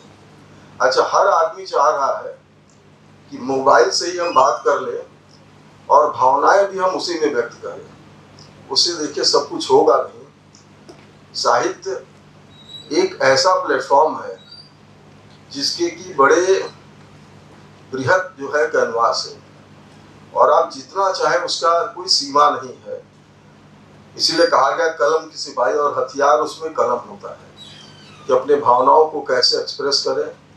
और कायदे से देखिए तो समाज का आईना भी है। समाज में जो कुरीतियां हैं, जो नया आप सृजन करना चाहते हैं, वो साहित्य के माध्यम से ही होगा। एक आपने बहुत बढ़िया जो प्रोफेसर शुक्ल साहब ने अभी कहा है कि अणु लेवल से अगर कोई चीज शुरू करें, तो ये कार्यक्रम कुछ उसी तरह का है। एकदम बेसिक से आप अगर शुरू कर रहे हैं तो आप अपनी आइडेंटिटी डेवलप करके किसी बड़े लेखक का आप कॉपी पेस्ट करके कोई बड़ा साहित्यकार आप बन नहीं पाएंगे, और समाज भी आपको उसी तरह भुला देगा। और सबसे बड़ा प्रमाण तो हम यहाँ देखते हैं, मैं बहुत लंबा नहीं बोलूंगा और मैं बोलने की स्थिति में भी नहीं हूँ। आप देखिए गोस्वामी तुलसीदास जी महाराज का अगर समय है तो देखिए आप, तो रामचरितमानस का जो सृजन हुआ वो मुगल काल में हुआ। तो आप देखिए कैसे उन्होंने अपनी भाषा डेवलप की, और जो लॉन्ग लास्टिंग आप कहते हैं तो वो रामचरितमानस से बड़ा कोई ग्रंथ नहीं है जिसकी आज भी उपयोगिता है। और हम लोग भी जब कभी संकट में फंसते हैं तो उसी ग्रंथ को खोलते हैं और हमको सोल्यूशन में मिल जाता है। तो अब समझिए कि कितने इंजीनियर्ड वे में, कितने सोच समझ के वो ग्रंथ लिखा गया है रामचरितमानस। और मुगल काल में रहा है जब हमारे धर्म को क्या स्थान रहा समाज में, कैसे चीजों में बदलाव हो रहा था, वहीं पे गोस्वामी जी ने मेंशन किया और एकदम कॉम्प्लीमेंट्री शब्दों का उपयोग किया। धूत कहो, अवधूत कहो, रजपूत कहो, जुल्हा कहो, काहू की बेटी से बेटा न ब्याह, काहू की जात बिगाड़ न सो। तुलसी सर नाम है, गुलाम है राम को, जाके रुचे सुखा कहो, मांग के खइबो, मस्जिद में सोइबो, लेबो को एक न देबो। एक अच्छा साहित्यकार तभी होगा जब उसको कोई कामना या कोई अपेक्षा नहीं होगी। कामनाएं होंगी तो आपका साहित्य फिर बंध गया एक पेरिफेरी में, और आपको एकदम कंट्रोल्ड वे में आपको प्रोसीड करना पड़ेगा, नहीं तो आप कहीं के नहीं रहेंगे। तो साहित्यकार को तो एक बड़ी जिम्मेदारी है समाज के लिए कि ओपन कैनवास देना, उस पर हर ढंग के विमर्शों को लाना और उसको फिर समाज में ट्रांसफर करना। ये एक बड़ा भारी मैकेनिज्म है, और ये इतना कॉम्प्लिकेटेड मैकेनिज्म है कि वो जल्दी समझ में आएगा नहीं। हम समझते हैं कि इस तरह के विमर्श हमेशा होने चाहिए, और अच्छा लगा कि विद्यार्थियों की तरफ से ये इनिशिएटिव लिया गया है कि इस प्लेटफॉर्म पे ले आके इसको शुरू किया जा रहा है। और चूंकि ये विश्वविद्यालय में अगर शुरू हुआ है तो हम समझते हैं कि बहुत बड़ी बात है, और ये अभियान के तरह कुछ ना कुछ चेंज तो ये करेगा। आजकल जो एक दिख रहा है कि हम बोले वो सब मान लो, और आप हमसे कुछ कहना नहीं, लगभग यही है जो समाज में आजकल चल रहा है। तो ऐसे समाज नहीं चलता है। समाज, एक परिवार तो चल नहीं सकता, समाज की तो बात दूर है। तो जब भी फ्री माइंड से आप अपने एक्सप्रेशन को दे नहीं पाएंगे तो आप साहित्यिक जगत की सेवा नहीं कर सकते हैं। और साहित्य है कि इतना बड़ा ये समाज, और ऐसे ऐसे लोग, ऐसे प्रतिभावान लोग, हम समझते हैं जैसे निर्मला माधव जी ने कहा कि हमको पता नहीं क्यों इतना बड़ा स्थान उन्होंने दिया। मैं भी काशी का ही एक नागरिक हूँ, लेकिन एक चीज तो आप जान लीजिए, काशी इस पृथ्वी पे तो नहीं है, और ये प्लेटफॉर्म ऐसा है, ये शिव जी की नगरी है, और यहाँ के एक एक लोग जो हैं, यहाँ जितने लोग सभागार में बैठे हैं सब शिव तत्व हैं। तो सब में प्रतिभाएं, अगर आप देखिए तो इनफाइनाइट उनकी कैपेसिटी है, केवल उनको अगर हम परिभाषित नहीं कर पा रहे तो ये हमारी गलती है। तो आप इस एनर्जी को हार्नेस करिए, आप देखिए फिर क्या चीज होता है। और एक अच्छा समाज होगा तो आप नेशन डेवलपमेंट की बात करते हैं, तो अच्छा समाज तभी बनेगा जब ग्रास रूट लेवल से आप ऑपरेट करें, हर चीज़ों को आप समाहित करें, तो एक अच्छा नागरिक होगा और नेशन डेवलपमेंट की आप बात करें। अगर ऐसा नहीं होता है तो समाज को आप एकदम दीमक की श्रेणी में लाएंगे, वो चाल के पूरा चीज समाप्त कर देंगे। तो इससे परहेज करिए, और साहित्य की भूमिका उस पर और भी प्रकाश पड़ना चाहिए। लोग इसको अच्छे से हैंडल करें, और आगे की राह देखिए आप कैसे कैसे हो जाती है और कैसा समाज बनता है। और हम समझते हैं कि वही अपेक्षा हम लोगों को, आगे ऐसे और भी कार्यक्रम आयोजित हों। हम बच्चों को भी खास करके अपने शुभकामना देते हैं कि ऐसे और भी आयोजन करें, और कभी व्यवस्थित हमको भी समय रहेगा तो हम भी जरूर इसमें पार्टिसिपेट करेंगे। धन्यवाद। बहुत बहुत धन्यवाद सर। व्यस्ततम दिनचर्या के बीच हम सभी विद्यार्थियों के लिए समय निकालने हेतु आपका हार्दिक आभार। एक बार करकर ध्वनि के साथ सर का अभिनंदन कीजिए। ये हम सभी के लिए सौभाग्य की बात है कि सर महामना की बगिया में हम विद्यार्थियों के लिए आए हैं। अब कार्यक्रम की कड़ी में आगे बढ़ते हुए अब मैं मंच पर हिंदी साहित्य के प्रमुख कवि, सामाजिक इतिहासकार और सांस्कृतिक मानव विज्ञानी बद्री नारायण जी को मंच पर आमंत्रित करना चाहूंगी।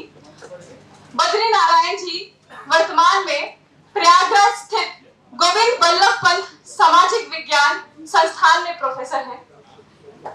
जवाहरलाल नेहरू विश्वविद्यालय के centre for the studies of discrimination and exclusive में भी पूर्व प्रोफेसर रह चुके हैं। आपकी कविताएं सामाजिक यथार्थ, दलित चेतना और लोक संस्कृति की गहरी समझ को प्रतिबिंबित करती है। आपको साहित्य योगदान के लिए कई प्रतिष्ठित पुरस्कारों से सम्मानित किया जा चुका है, जिनमें भारत भूषण अग्रवाल पुरस्कार, केदार सम्मान, तुमड़ी के शब्द कविता संग्रह के लिए साहित्य अकादमी पुरस्कार सन 2022 में मिल चुका है। आपका साहित्यिक और शैक्षणिक कार्य हिंदी साहित्य और सामाजिक विज्ञान दोनों क्षेत्रों में महत्वपूर्ण योगदान रखता है। सर आपका हार्दिक अभिनंदन है, हार्दिक वंदन है। तालियों की गड़गड़ाहट के साथ सर का स्वागत कीजिए।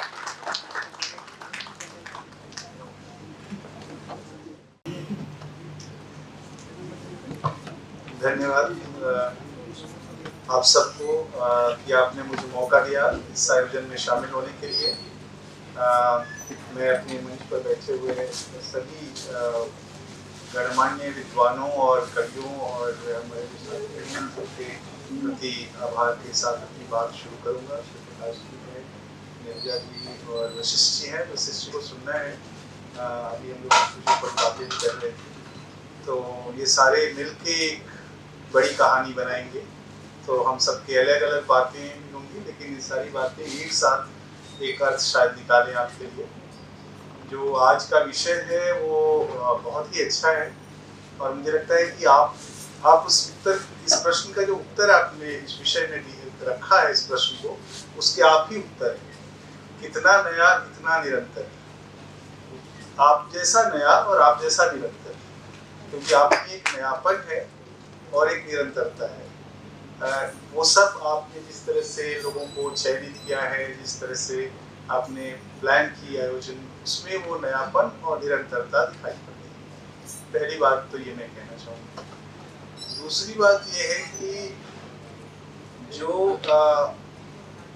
कभी अपने से पूछना चाहिए कि हम नया भी क्या कोई चीज होती है?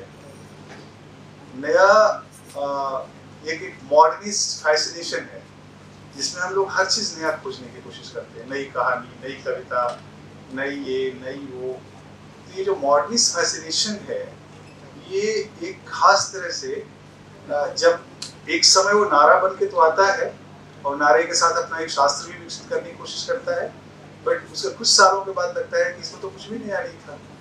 एक नया की कोशिश थी लेकिन नया नहीं था, क्योंकि नया, लेकिन वो कोशिश, हम उसको नया इसलिए कहते हैं कि वो कोशिश ही नहीं थी। मतलब मैं ये कह रहा हूँ कि इस नया के अपने संकट हैं और अपनी संभावनाएं हैं। तो नया वैसे कुछ नहीं होता, नया एक फैसिनेशन होता है, नया एक संकल्पना, परिकल्पना, एक कामना होती है और उस कामना में कुछ बड़ी चीजें बन जाती हैं जो कि साहित्य और संस्कृति को आगे ले जाती हैं। तो नया को डिकोड करने की जरूरत है। नया हर बार हमारे जीवन में आता है, हमें लगता है कि हम कुछ नया कर रहे हैं, लेकिन जब हम पीछे जाके देखते हैं तो लगता है कि ये तो ऑलरेडी हो चुका है, ये सारी बातें हो चुकी है और ये आज और भी ज़्यादा बढ़ गया है। आज हर को लगता है हम मतलब नया कर रहे हैं, क्योंकि आज कोई उसका ऑडिट तो है नहीं, इंटेलेक्चुअल ऑडिट। पहले था कि पत्रिकाएं थी, जर्नल्स थे, तो वो निकलते थे तो उसका पूरा रिव्यू होता था, उसमें कौन सा रेफरेंस आपने दिया, कौन सा रेफरेंस नहीं दिया वो पहले बात हो चुकी है। कविता में आप कह रहे हैं साहब हमने तो बड़ी नई कविता लिख दी और आपके सोशल मीडिया पर आपने डाल दिया, आपके 50 दोस्त हैं उन्होंने भी वाह कर दी कि हाँ इन्होंने तो बहुत महान काम कर दिया। पता चलता है कि वो जब देखो और खोदो पता चलता है कि इसमें तो कुछ भी नया नहीं है, ये तो ऑलरेडी कहे हुए को कहना है बार बार। लेकिन मेरा कहना है कि उसमें भी कोई गलत बात नहीं है, कहे हुए को कहना ही बड़ा साहित्य है। हमारे केदारनाथ सिंह जी बहुत अच्छी बात कहते थे कि ये जो स्लेट है ना इस पर सब कुछ लिखा हुआ है और इसमें जो खाली जगह है उसी पे लिखना ही लिखना है। यानी आपको जो थोड़ा स्पेस दिया गया है, खाली रह गया है, उस पर आप लिखते हैं, तो यही नया हो सकता है। एक और हमारे बहुत बड़े प्रोफेसर थे, गोविंद पांडे उनका नाम था, वो कहते थे कि सब कुछ आकाश में लिखा हुआ है, सवाल है आपको देखना और उसको रिवील करना और वो आप तक उतर के आए। तो जो नया है वो वस्तुतः आपकी संवेदना का नयापन है, कितना आप अपने को इंटेंसली समाज को महसूस करते हैं। जितना गहरा आप महसूस करेंगे उतने ही मैं नया शब्द से तो बचूंगा, उतना ही कुछ अलग करेंगे आप, उतना ही कुछ बड़ा कर सकते हैं आप। तो हर शब्द की एक सीमा होती है, हर शब्द की अपनी समस्या होती है और उसके संकट होते हैं और उनको देखते हुए ही हम आगे बढ़ सकते हैं। तो मेरा कहना है कि आपने जो प्रश्न किया है उसमें उत्तर भी दे दिया है, कितना नया कितना निरंतर। तो ये जो नया है वो निरंतर का नयापन है, जो अभी हमारे शिव प्रकाश जी भी कह रहे थे कि और गिरिजा जी भी कह रही थी कि वो एक निरंतरता का नयापन है। निरंतरता एक रिपीटिशन नहीं होता है, रिपीटिशन भी अपने अगर रिपीटिशन भी होता है तो उसमें भी एक नयापन क्रिएट होता रहता है। यानी हर आवृत्ति अपने आप में एक नई वृत्त खड़ा करती है। तो आवृत्ति एक रिपीटिशन नहीं है, एक नए वृत्त को गढ़ना है। तो मेरे कहने हैं कि ये तो एक थ्योरेटिकल आधार हुआ जिस पे मैं अपनी बात रख रहा था कि नया को बहुत सोच समझ के इस्तेमाल करना है, करते समय सोचना है कि सचमुच क्या नया कर रहे हैं हम, और अपने भीतर उस ईगो को आने देने से बचना है। मैं प्रवचन नहीं दे रहा हूँ, उपदेश नहीं दे रहा हूँ, मैं अपने लिए कह रहा हूँ। जब मैं कह रहा हूँ तो आत्म व्याख्या कर रहा हूँ कि हमें अपने लिए भी उस नया के एरोगेंस से बचना है, नहीं तो वो कहीं हमें ले जा करके कमजोर कर सकता है। अब निरंतर में सुविधा है क्योंकि वे निरंतर तो है, हम भी निरंतर का हिस्सा है। जो भी अच्छा बुरा हुआ होगा निरंतर का हुआ होगा, तो परंपरा में जो हुआ है हम वही कर रहे हैं। तो लेकिन वो जो निरंतर है वो अपने आप को बार बार रप्चर करता चलता है। ये निरंतरता की जो रेखा है वो एक रैखिक नहीं होती है, वो मल्टीपल उससे बनती और बिगड़ती रहती है एक साथ। तो निरंतरता उसी प्रक्रिया में नया करता रहता है, क्योंकि वो ऐसे जिसको कहते हैं कि लीनियर नोशन ऑफ टाइम या साइक्लिकल नोशन ऑफ टाइम या सर्पाकार नोशन ऑफ टाइम, तो ये सर्पाकार होना है जो हमारे यहाँ जो निरंतरता है। तो उसी निरंतरता में हम नया कुछ करते जाते हैं। अब इसके बाद तीसरी बात मैं कहूँगा कि ये जो नया और निरंतरता का जो दो कोटियाँ हैं, वास्तव में ये द्वंद्व नहीं है, इन दोनों में समाहन है और ये दोनों साथ साथ आगे बढ़ती हैं। इसको हरिकृष्ण द्विवेदी जी शायद बेहतर आप लोग जानते हैं, हिंदी के लोग के, आप अध्यापक हैं सब और आप छात्र हैं। वो कहते थे पुनर्नवा, तो कहते थे कि आधुनिकता से डील करने का तरीका क्या है भारत में, हम आगे चलते चलते पीछे देखते रहते हैं, आगे चलते पीछे देखते रहते हैं। तो ये जो आगे चलते चलते पीछे देखते रहना है, यही वो निरंतरता है, जिसमें जो आगे और पीछे एक दूसरे से फ्रैक्चर्ड नहीं है, अलग नहीं है, एक दूसरे का हिस्सा है। तो ये है आपके प्रश्न का उत्तर। अब आप उसको अपने साहित्य में देखिए कि आज की साहित्य में क्या हो रहा है, क्योंकि आपने प्रश्न को साहित्य से जोड़ा है। आज की साहित्य में दो चीजें बड़ी घटनाएं हो रही हैं। एक अभी शिव प्रकाश जी ने कहा और हम सब प्राय अपनी बातों में कहते हैं कि साहित्य के लिए स्पेस कम हो रहा है। इस कैपिटल ग्लोबलाइजेशन के जो दौर है कैपिटलिज्म का, और जिसको जो महा कैपिटलिज्म का दौर हम लोग कहते हैं, क्योंकि कैपिटलिज्म इतना बृहद हो चुका है, ऐसे हाथी की तरह हो चुका है जो फटेगा कि नहीं फटेगा कहना मुश्किल है। लेकिन वो लगातार बढ़ता जा रहा है। उस कैपिटलिज्म के दौर में साहित्य के लिए स्पेस कम नहीं हो रहा है, स्पेस बढ़ रहा है, लेकिन उसका इसेंशियल मीनिंग कम होता जा रहा है, क्योंकि साहित्य एक इंस्ट्रूमेंट हो रहा है बाजार का। लिट फेस्ट जैसा अभी शिवप्रकाश जी ने बताया कि वो किताब का बेस्ट सेलर बन के आना, ये सारा जो technique and tricks of market है या वर्चुअल स्पेस का फैलना, लेकिन उसका इसेंस कम हो रहा है, जो इसेंशियल वैल्यू कम होती जा रही है, क्योंकि उसमें वो तत्व कम होते जा रहे हैं। इस तत्व से यानी रचना के सोर्स जो होते हैं वो लगातार क्षीण होते जा रहे हैं, क्योंकि हमारे पास कॉन्टेम्पलेशन, सोचना, धैर्य का समय नहीं है। तुरंत सोशल मीडिया पर डालना है, तुरंत फीडबैक मिल जाना है, तुरंत अपने भीतर एक महानता का बोध विकसित हो जानी है।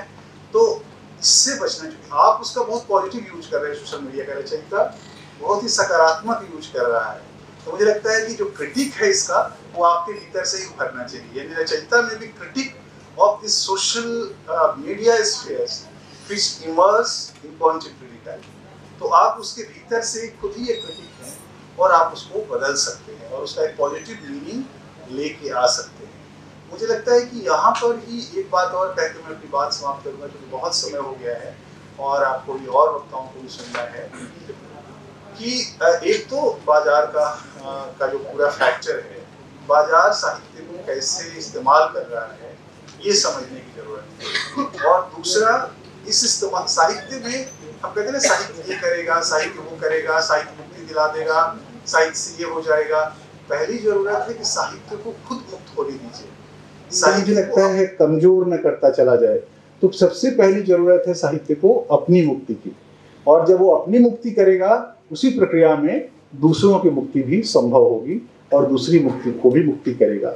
और ये जो मुक्ति है साहित्य की, वो ऑन्टोलॉजिकल एंड एपिस्टेमोलॉजिकल दोनों ही लेवल पर होने हैं। वो सिर्फ फॉर्म और कंटेंट का मामला नहीं है, मामला शायद उससे ज़्यादा का है। मुझे लगता है इस पर आप सब युवा हैं, आप सब कवि हैं, रचनाकार हैं, भविष्य के वो नया हैं जो नया होने का गर्व नहीं पाले। मुझे लगता है आप इसका बेहतर उत्तर अपने भीतर तलाश कर सकते हैं। मैं यहीं अपनी बात समाप्त करता हूँ। बहुत बहुत धन्यवाद।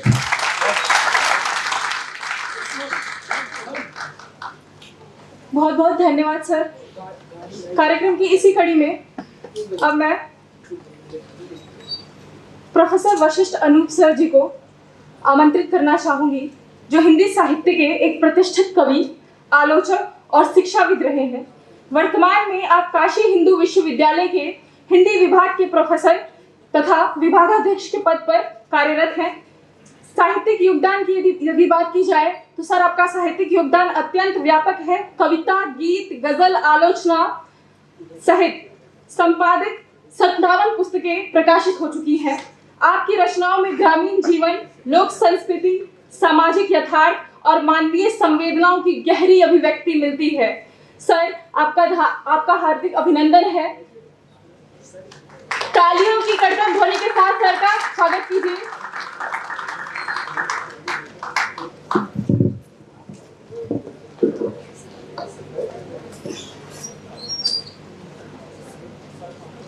धन्यवाद। रचयिता साहित्य उत्सव के सभी संयोजक धन्यवाद के पात्र हैं कि उन्होंने एक अच्छी और ज़रूरी पहल की। मंच पर जो मित्र बैठे हुए हैं, सुपरिचित कवि बद्री नारायण जी, श्री प्रकाश शुक्ल जी और नीरजा माधव जी, जो प्रतिष्ठित कथाकार हैं, कवित्री हैं, इन लोगों को हम लोगों ने, आप लोगों ने सुना। और जब हम किसी को सुन लेते हैं तो उसके बारे में बहुत कुछ कहने की ज़रूरत नहीं रह जाती है, क्योंकि आदमी बोलता है तो उसके शब्द, उसके चिंतन को, उसके विचारों को, उसका सर्वस्व सामने रख देते हैं। मैंने एक बार हंसी हंसी में कह दिया था कि ढक लो चाहे लाख बदन को, बोलोगे तो खुल जाओगे। तो जब कोई बोलता है तो उसका सकारात्मक, नकारात्मक सब कुछ सामने आ जाता है। तो अभी हम लोगों ने बहुत अच्छी और सकारात्मक बातें सुनी। महंत जी ने भी अपने विषय से जोड़कर चीज़ों को हमारे सामने रखा। मित्रों, एक बड़े विषय पर बहुत कम समय में कह देना बड़ा कठिन काम होता है, लेकिन ऐसे ही अवसरों पर हमारी परीक्षा भी होती है।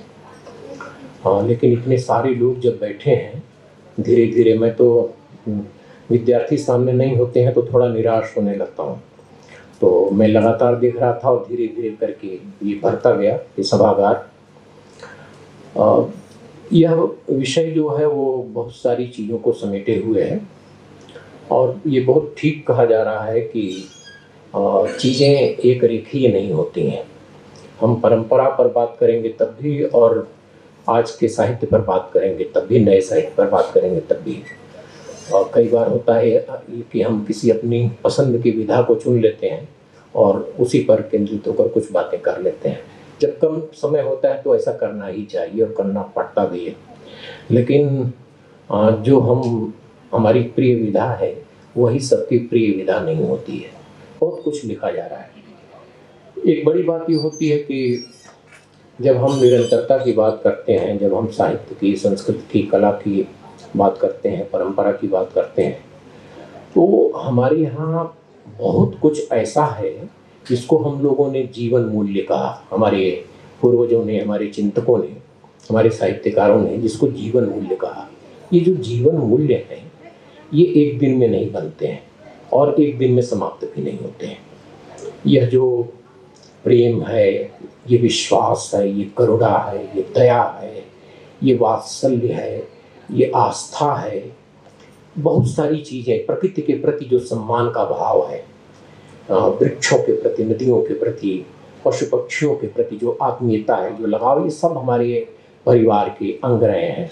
ये सब, ये पहाड़, ये जंगल, ये हमारे पूर्वज रहे हैं। तो इनसे जुड़े हुए जो हमारे मूल्य हैं, इनसे जुड़ी हुई जो हमारी बातें हैं, वो सब हमारे साथ चलती हैं। हम एक पल को अगर सोचें कि हम इनको विस्मृत कर दें, हमारे मस्तिष्क से उन सारी चीज़ों को डिलीट कर दिया जाए, तो क्या होगा हमारा? हम कहाँ खड़े होंगे, क्या बोलेंगे? हम कुछ बचेगा ही नहीं। हमसे हमारा गांव छीन लिया जाए तो हमारे पास रचने के लिए, कहने के लिए बहुत कुछ गायब हो जाएगा। तो ये जो निरंतरता है, ये जो परंपरा है, ये साधारण चीज़ नहीं है। इसमें जो कुछ लिखा गया है हम उसी के परिप्रेक्ष्य में, उसी के प्रकाश में लिख रहे हैं। बहुत सारी कविताओं की व्याख्या हम लोग ऐसे करते हैं कि देखिए इस बात को विद्यापति ने ऐसे कहा था, इस बात को रसखान ने कहा था, तुलसीदास के यहाँ, कबीर के यहाँ, या बहुत सी चीज़ें हम बार बार वहाँ से जाकर जोड़ते हैं। तो हम उन्हीं को नए ढंग से रचते हैं। बहुत कुछ तो चीज़ें हैं। अब वात्सल्य की क्या करेंगे? वो सूर के यहाँ किलकत कान हो, चाहे हमारे सामने कोई बच्चा मुस्कुरा रहा हो, ये वात्सल्य का जो भाव है वो उस समय भी हमको खींचता है। और आज कहीं भी, किसी भी जगह, बाजार में एक बच्चा हमें देखकर मुस्कुरा देता है और हमारा मन होता है उसे उठा लें। तो ये जो मूल्य है ना, ये बड़ा जरूरी है। और यही सारे मूल्य इस समय दांव पर लगे हुए हैं। ये प्रेम विस्थापित हो रहा है, उसकी जगह वासना स्थापित हो रही है। ये जो अध्ययन है, ये जो ज्ञान है, ये जो गंभीर ज्ञान है, इसके जगह सूचनाओं ने स्थान ले लिया है। हम विद्यार्थियों से कहते हैं, किसी साक्षात्कार में, यहाँ बहुत सारे आचार्य बैठे हुए हैं, कि किसी कवि की 4 पंक्ति सुना दो। विद्यार्थी को किसी कवि की 4 पंक्ति नहीं आती। हम अपनी निरंतरता में कहाँ हैं? मैं, कोई विद्यार्थी क्लास में किसी की कविता पूछने पर अगर सुना देता है, तो यहाँ हमारे मित्र बैठे हुए जानते हैं कि मैं अगली कक्षा में जाता हूँ तो उसे एक किताब देकर सम्मानित करता हूँ। आप सोचिए कि कितनी बड़ी चिंता है कि इस साल मेरी एक किताब भी खर्च नहीं हुई। मैं कक्षाओं में कहता हूँ और किसी विद्यार्थी ने किसी कविता की 4-6 पंक्तियाँ नहीं सुनाई, मैंने किसी को एक भी किताब नहीं दी इस साल। हम कहाँ जा रहे हैं? हम अपनी परंपरा से, अपनी निरंतरता से, अपनी जड़ों से कितने जुड़े हुए हैं। बात करके चीज़ों को टाल देना बहुत ठीक नहीं है। जब हम बात करते हैं तो वहीं से रास्ते निकलते हैं। ये चिंता भी जरूरी है कि हम अपनी परंपरा से कहाँ जुड़े हुए हैं। हमारे यहाँ जो हमारा श्रेष्ठ रचा गया है, जो हमारे सब हम लादने के पक्ष में नहीं है, जो हमारे लिए आज उपयोगी है उसे तो कम से कम लेकर चले। जो साहित्य हमारे लिए आज उपयोगी है, जो जरूरी है, जिनकी हम चर्चा करते हैं, जिनको बार बार अपने समर्थन में उद्धृत करते हैं, वह साहित्य हमें कितना याद है, हमारे साथ वो कितना है। तो एक चिंता ये है कि निरंतरता हमारे साथ, हम उस अपनी परंपरा, उन जीवन मूल्यों को कितना जी रहे हैं। उनमें से जो कुछ सकारात्मक है, परंपरा को हम जानते हैं, उसको भूतकाल भी कहा गया है, भूत भी कहा गया, भूत अच्छी चीज नहीं है, लेकिन उस परंपरा में जो मूल्यवान है, जो श्रेष्ठ है, जो आज के लिए उपयोगी है, जिसे हमें वहां से लेकर अपनी आने वाली पीढ़ी को सौंप देना है, जिसे हम जरूरी समझते हैं, वह कितना बचा है हमारे पास, और वह हम अपने बच्चों को कितना दे पा रहे हैं, उसके लिए हम कितना उत्साहित कर पा रहे हैं। हमारे श्रोता युवा हैं जो हमारे सामने बैठे हुए हैं, तो यह जरूरी है कि हम उसमें जो मूल्यवान है, उसमें जो चमकदार है, उसमें जो कीमती है, उसमें जो उपयोगी है, उसकी बार बार चर्चा करें और उसको पढ़ने के लिए प्रेरित करें। दूसरी बात है कि जो हमारा नया है, जो आधुनिक है, इसमें बहुत विस्तार हुआ है। पुराने समय में संसाधन कम थे, टेक्निक नहीं थी, आधुनिक साधन नहीं थे। जिन हमारे आचार्यों ने काम किए, उन लोगों ने कितनी मेहनत की होगी। तमाम राजाओं के यहाँ, सामंतों के यहाँ, जमींदारों के यहाँ जो पांडुलिपियाँ बची थीं, कितनी मेहनत करके वो लोग पहुँचते थे। हम लोगों को 2 किलोमीटर की दूरी तय करने के लिए कार चाहिए। उन लोगों के समय में ट्रेनें भी नहीं थी, संसाधन नहीं थे। कितना श्रम करके उन लोगों ने संचित किया था, जितना संभव था वो सब किया। आज हम बड़े गर्व से उनको गरियाते हैं। उन तथाकथित मूर्खों ने, विद्वान न मानिए, अगर ये सब न कर दिया होता तो हम किसको गरियाते, और हमारे पास क्या होता कि हम उसको उद्धृत करके बताते कि ये है। हमारे पास कुछ होता क्या? जिन आचार्य शुक्ल को, हजारी प्रसाद द्विवेदी को, केशव प्रसाद मिश्र को और विश्वनाथ प्रसाद मिश्र को और तमाम आचार्यों को हम लोग भला बुरा कहते हैं। हम कहते हैं कि दुश्मनों ने ऐसा लिख दिया। उन दुश्मनों ने अगर ऐसा न लिखा होता तो हम किस पर आज चर्चा करते हैं। तो उस परंपरा को जानना जरूरी है। मैं फिर कह रहा हूँ कि उस सब मूल्यवान नहीं है, लेकिन उसमें जो मूल्यवान है उसको हम कितना जानते हैं, उसको जानना जरूरी है। आज जो लिखा जा रहा है उसमें तरह तरह का साहित्य है, हर विधा में रचा जा रहा है। क्योंकि मैं कविताएं ज़्यादा पढ़ता हूँ तो मैं कविताओं के हवाले से ही बातें कर सकता हूँ। आज के साहित्य में जो और चीज़ें हैं वो तो आई ही हैं। आज बहुत सारे नए विमर्श आए।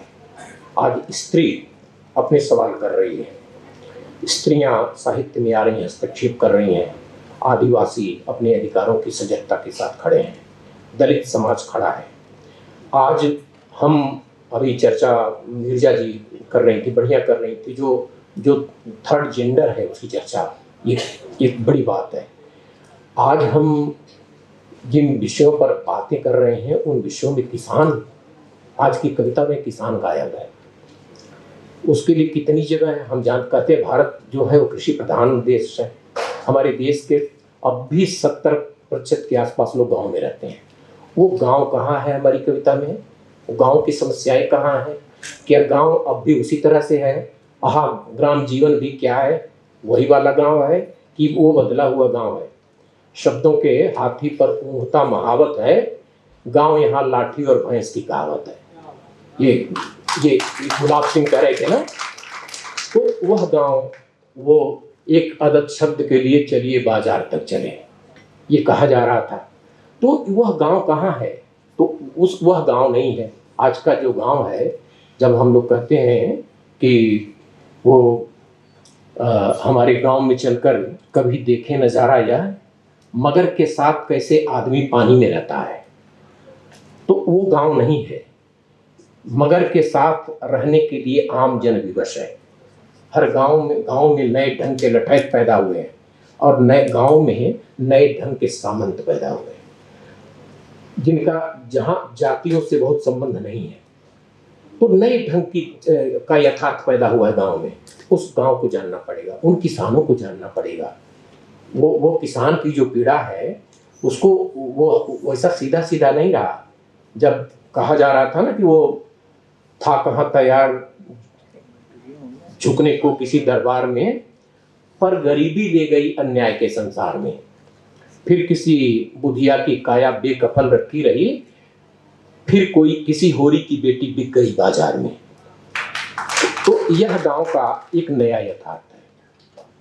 वह आम जन जो अभी भी जद्दोजहद कर रहा है अपने जीने के लिए, वह बहुत सारी गजलों में, बहुत सारे गीतों में आ रहा है।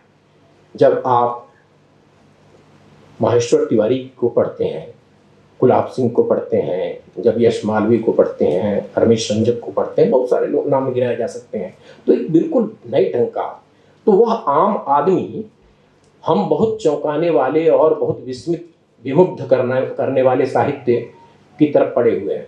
ठीक कहा जा रहा है, श्री प्रकाश जी ने कहा और बद्री नारायण जी ने भी ठीक कहा। मतलब ये बेस्ट सेलर क्या होता है भाई? मेरे पास एक कवि का फोन आया कि मेरी किताब एक सप्ताह में पहला संस्करण बिक गया, आप एक टिप्पणी लिख दीजिए, दूसरा संस्करण आना है। मैं उस कवि का नाम नहीं जानता, मैं उस कवि को नहीं जानता, उसकी किताब, उसकी कोई कविता मैंने नहीं देखी, और वो कहता है कि एक टिप्पणी लिख दीजिए, दूसरा एक सप्ताह में संस्करण बिक गया। मतलब हम लोगों ने इतने तमाम सारे कवियों को पढ़ा है, साल भर में संस्करण नहीं बिक पाते हैं, या कुछ लोगों के बिक जाते हैं। लेकिन एक इस तरह का आदमी या इस तरह के लोग, ये हम जिस समय में हैं, जिस भयानक बाजार के से आक्रांत समय में हमें एक नया ऐसा आदमी जिसकी एक पंक्ति मैं नहीं जानता, वो कह रहा है कि मेरी पुस्तक आई और एक सप्ताह में पहला संस्करण बिक गया, आप इस पर एक टिप्पणी लिख दीजिए। ये समय है। लेकिन हमारे जो जीवन का यथार्थ है, वो यथार्थ यहाँ से गायब है। जो जन है जिसकी हम चर्चा करते हैं, जिसके लिए हम घड़ियाली आंसू बहाते हैं, वह जन, उसकी स्थिति क्या है, उसके बारे में माहेश्वर तिवारी कह रहे थे। एक गीत जब लिख रहे थे तो उसमें कह रहे थे कि आस पास जंगली हवाएं हैं, मैं हूँ, पोर पोर जलती समिधाएं हैं, मैं हूँ, अगले घुटने मोड़े झाग उगलते घोड़े, जबड़ों में कश्ती वलगाए हैं, मैं। ये है हमारे देश का आम आदमी, जिसकी संख्या बहुत बड़ी है, जो हर जगह खट रहा है, हर जगह पिट रहा है, जो गांव से जाता है रोजी रोटी के लिए महानगरों में, और वहां महानगर का निर्माण करता है, चमचमाती बिल्डिंगें बनाता है, और जब संकट आता है तो उसे मारकर भगा दिया जाता है। तो वही गांव फिर शरण देता है जिस गांव से वो गया था।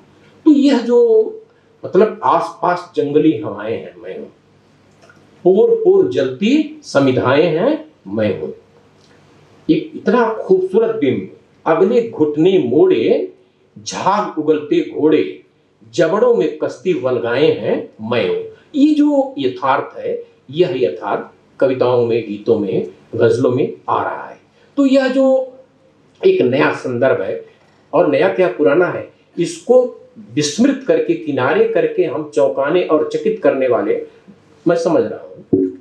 तो हम लोग आए हैं, पाला छूने नहीं आए हैं, कबड्डी खेलने नहीं आए हैं, 10 मिनट बात तो करेंगे। तो हम यहाँ समय से ठीक टाइम पर पहुंचे हुए थे, 2 मिनट पहले, 10:30 बजे। अगर देर से शुरू किया तो आप लोगों की गलती है।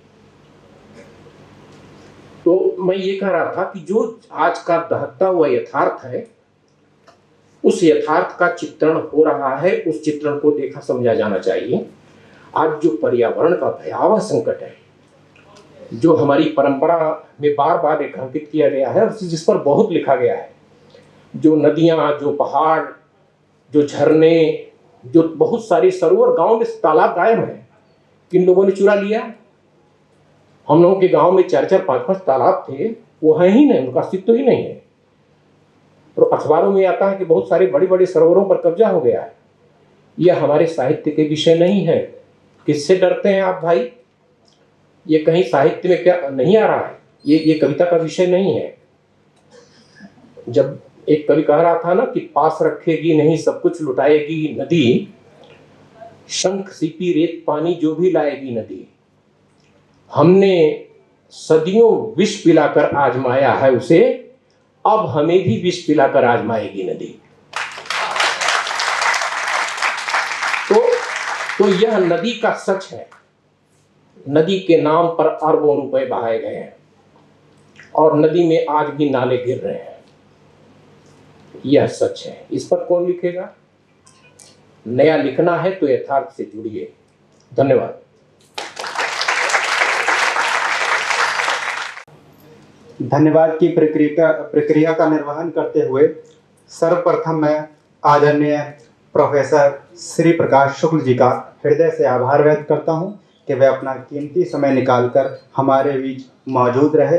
उन्होंने अपने वक्तव्य के माध्यम से परंपरा और निरंतरता के महत्व को उद्घाटित किया और दोनों के बीच क्या अंतर है इसको भी रेखांकित किया। सर, आपका बहुत बहुत आभार। इसी क्रम में मैं अब आदरणीय नीरजा माधव, उन्होंने अपने वक्तव्य के माध्यम से साहित्य, संस्कृति और परंपरा के अंतर संबंधों को उद्घाटित किया। मैम, आपका हृदय से आभार। इसी क्रम में मैं अब आदरणीय प्रोफेसर विशंबर मिश्र जी का भी हृदय से आभार व्यक्त करता हूँ। हालांकि समय के अभाव में वे अभी चले गए हैं क्योंकि उनकी अपनी व्यस्तताएं हैं, उनका भी हृदय से आभार है। इसी क्रम में मैं आदरणीय प्रोफेसर बद्री जी का भी बहुत बहुत आभार व्यक्त करता हूँ, धन्यवाद देता हूँ। उन्होंने अपने वक्तव्य के माध्यम से नयापन क्या है और साहित्य में नया क्या है इसे विभिन्न संदर्भों में जोड़ते हुए अपनी बात रखी और महत्वपूर्ण बिंदुओं को हमारे समक्ष प्रस्तुत किया। सर, आपका हृदय से आभार। इसी क्रम में मैं आदरणीय प्रोफेसर वशिष्ठ अनूप जी का भी हृदय से आभार व्यक्त करता हूँ। उन्होंने हमारा मार्गदर्शन किया और निरंतरता और परंपरा के कुछ महत्वपूर्ण बिंदुओं को हमारे समक्ष प्रस्तुत किया। सर, आपका भी बहुत बहुत आभार। मैं यहाँ पर आप सभी को यह सूचना देना चाहता हूँ कि इस सत्र में समकालीन कविता के जो सुपरिचित कवि हैं प्रोफेसर अरुण कमल जी, वह भी आने वाले थे किंतु उनका स्वास्थ्य खराब हो गया जिसके कारण वे यहाँ पर नहीं आ पाए। उनका भी हम आभार व्यक्त करते हैं। अब हम कुछ ही देर में दूसरा सत्र शुरू करेंगे। मैं पुनः अपने सारे अतिथियों का बहुत बहुत आभार और धन्यवाद।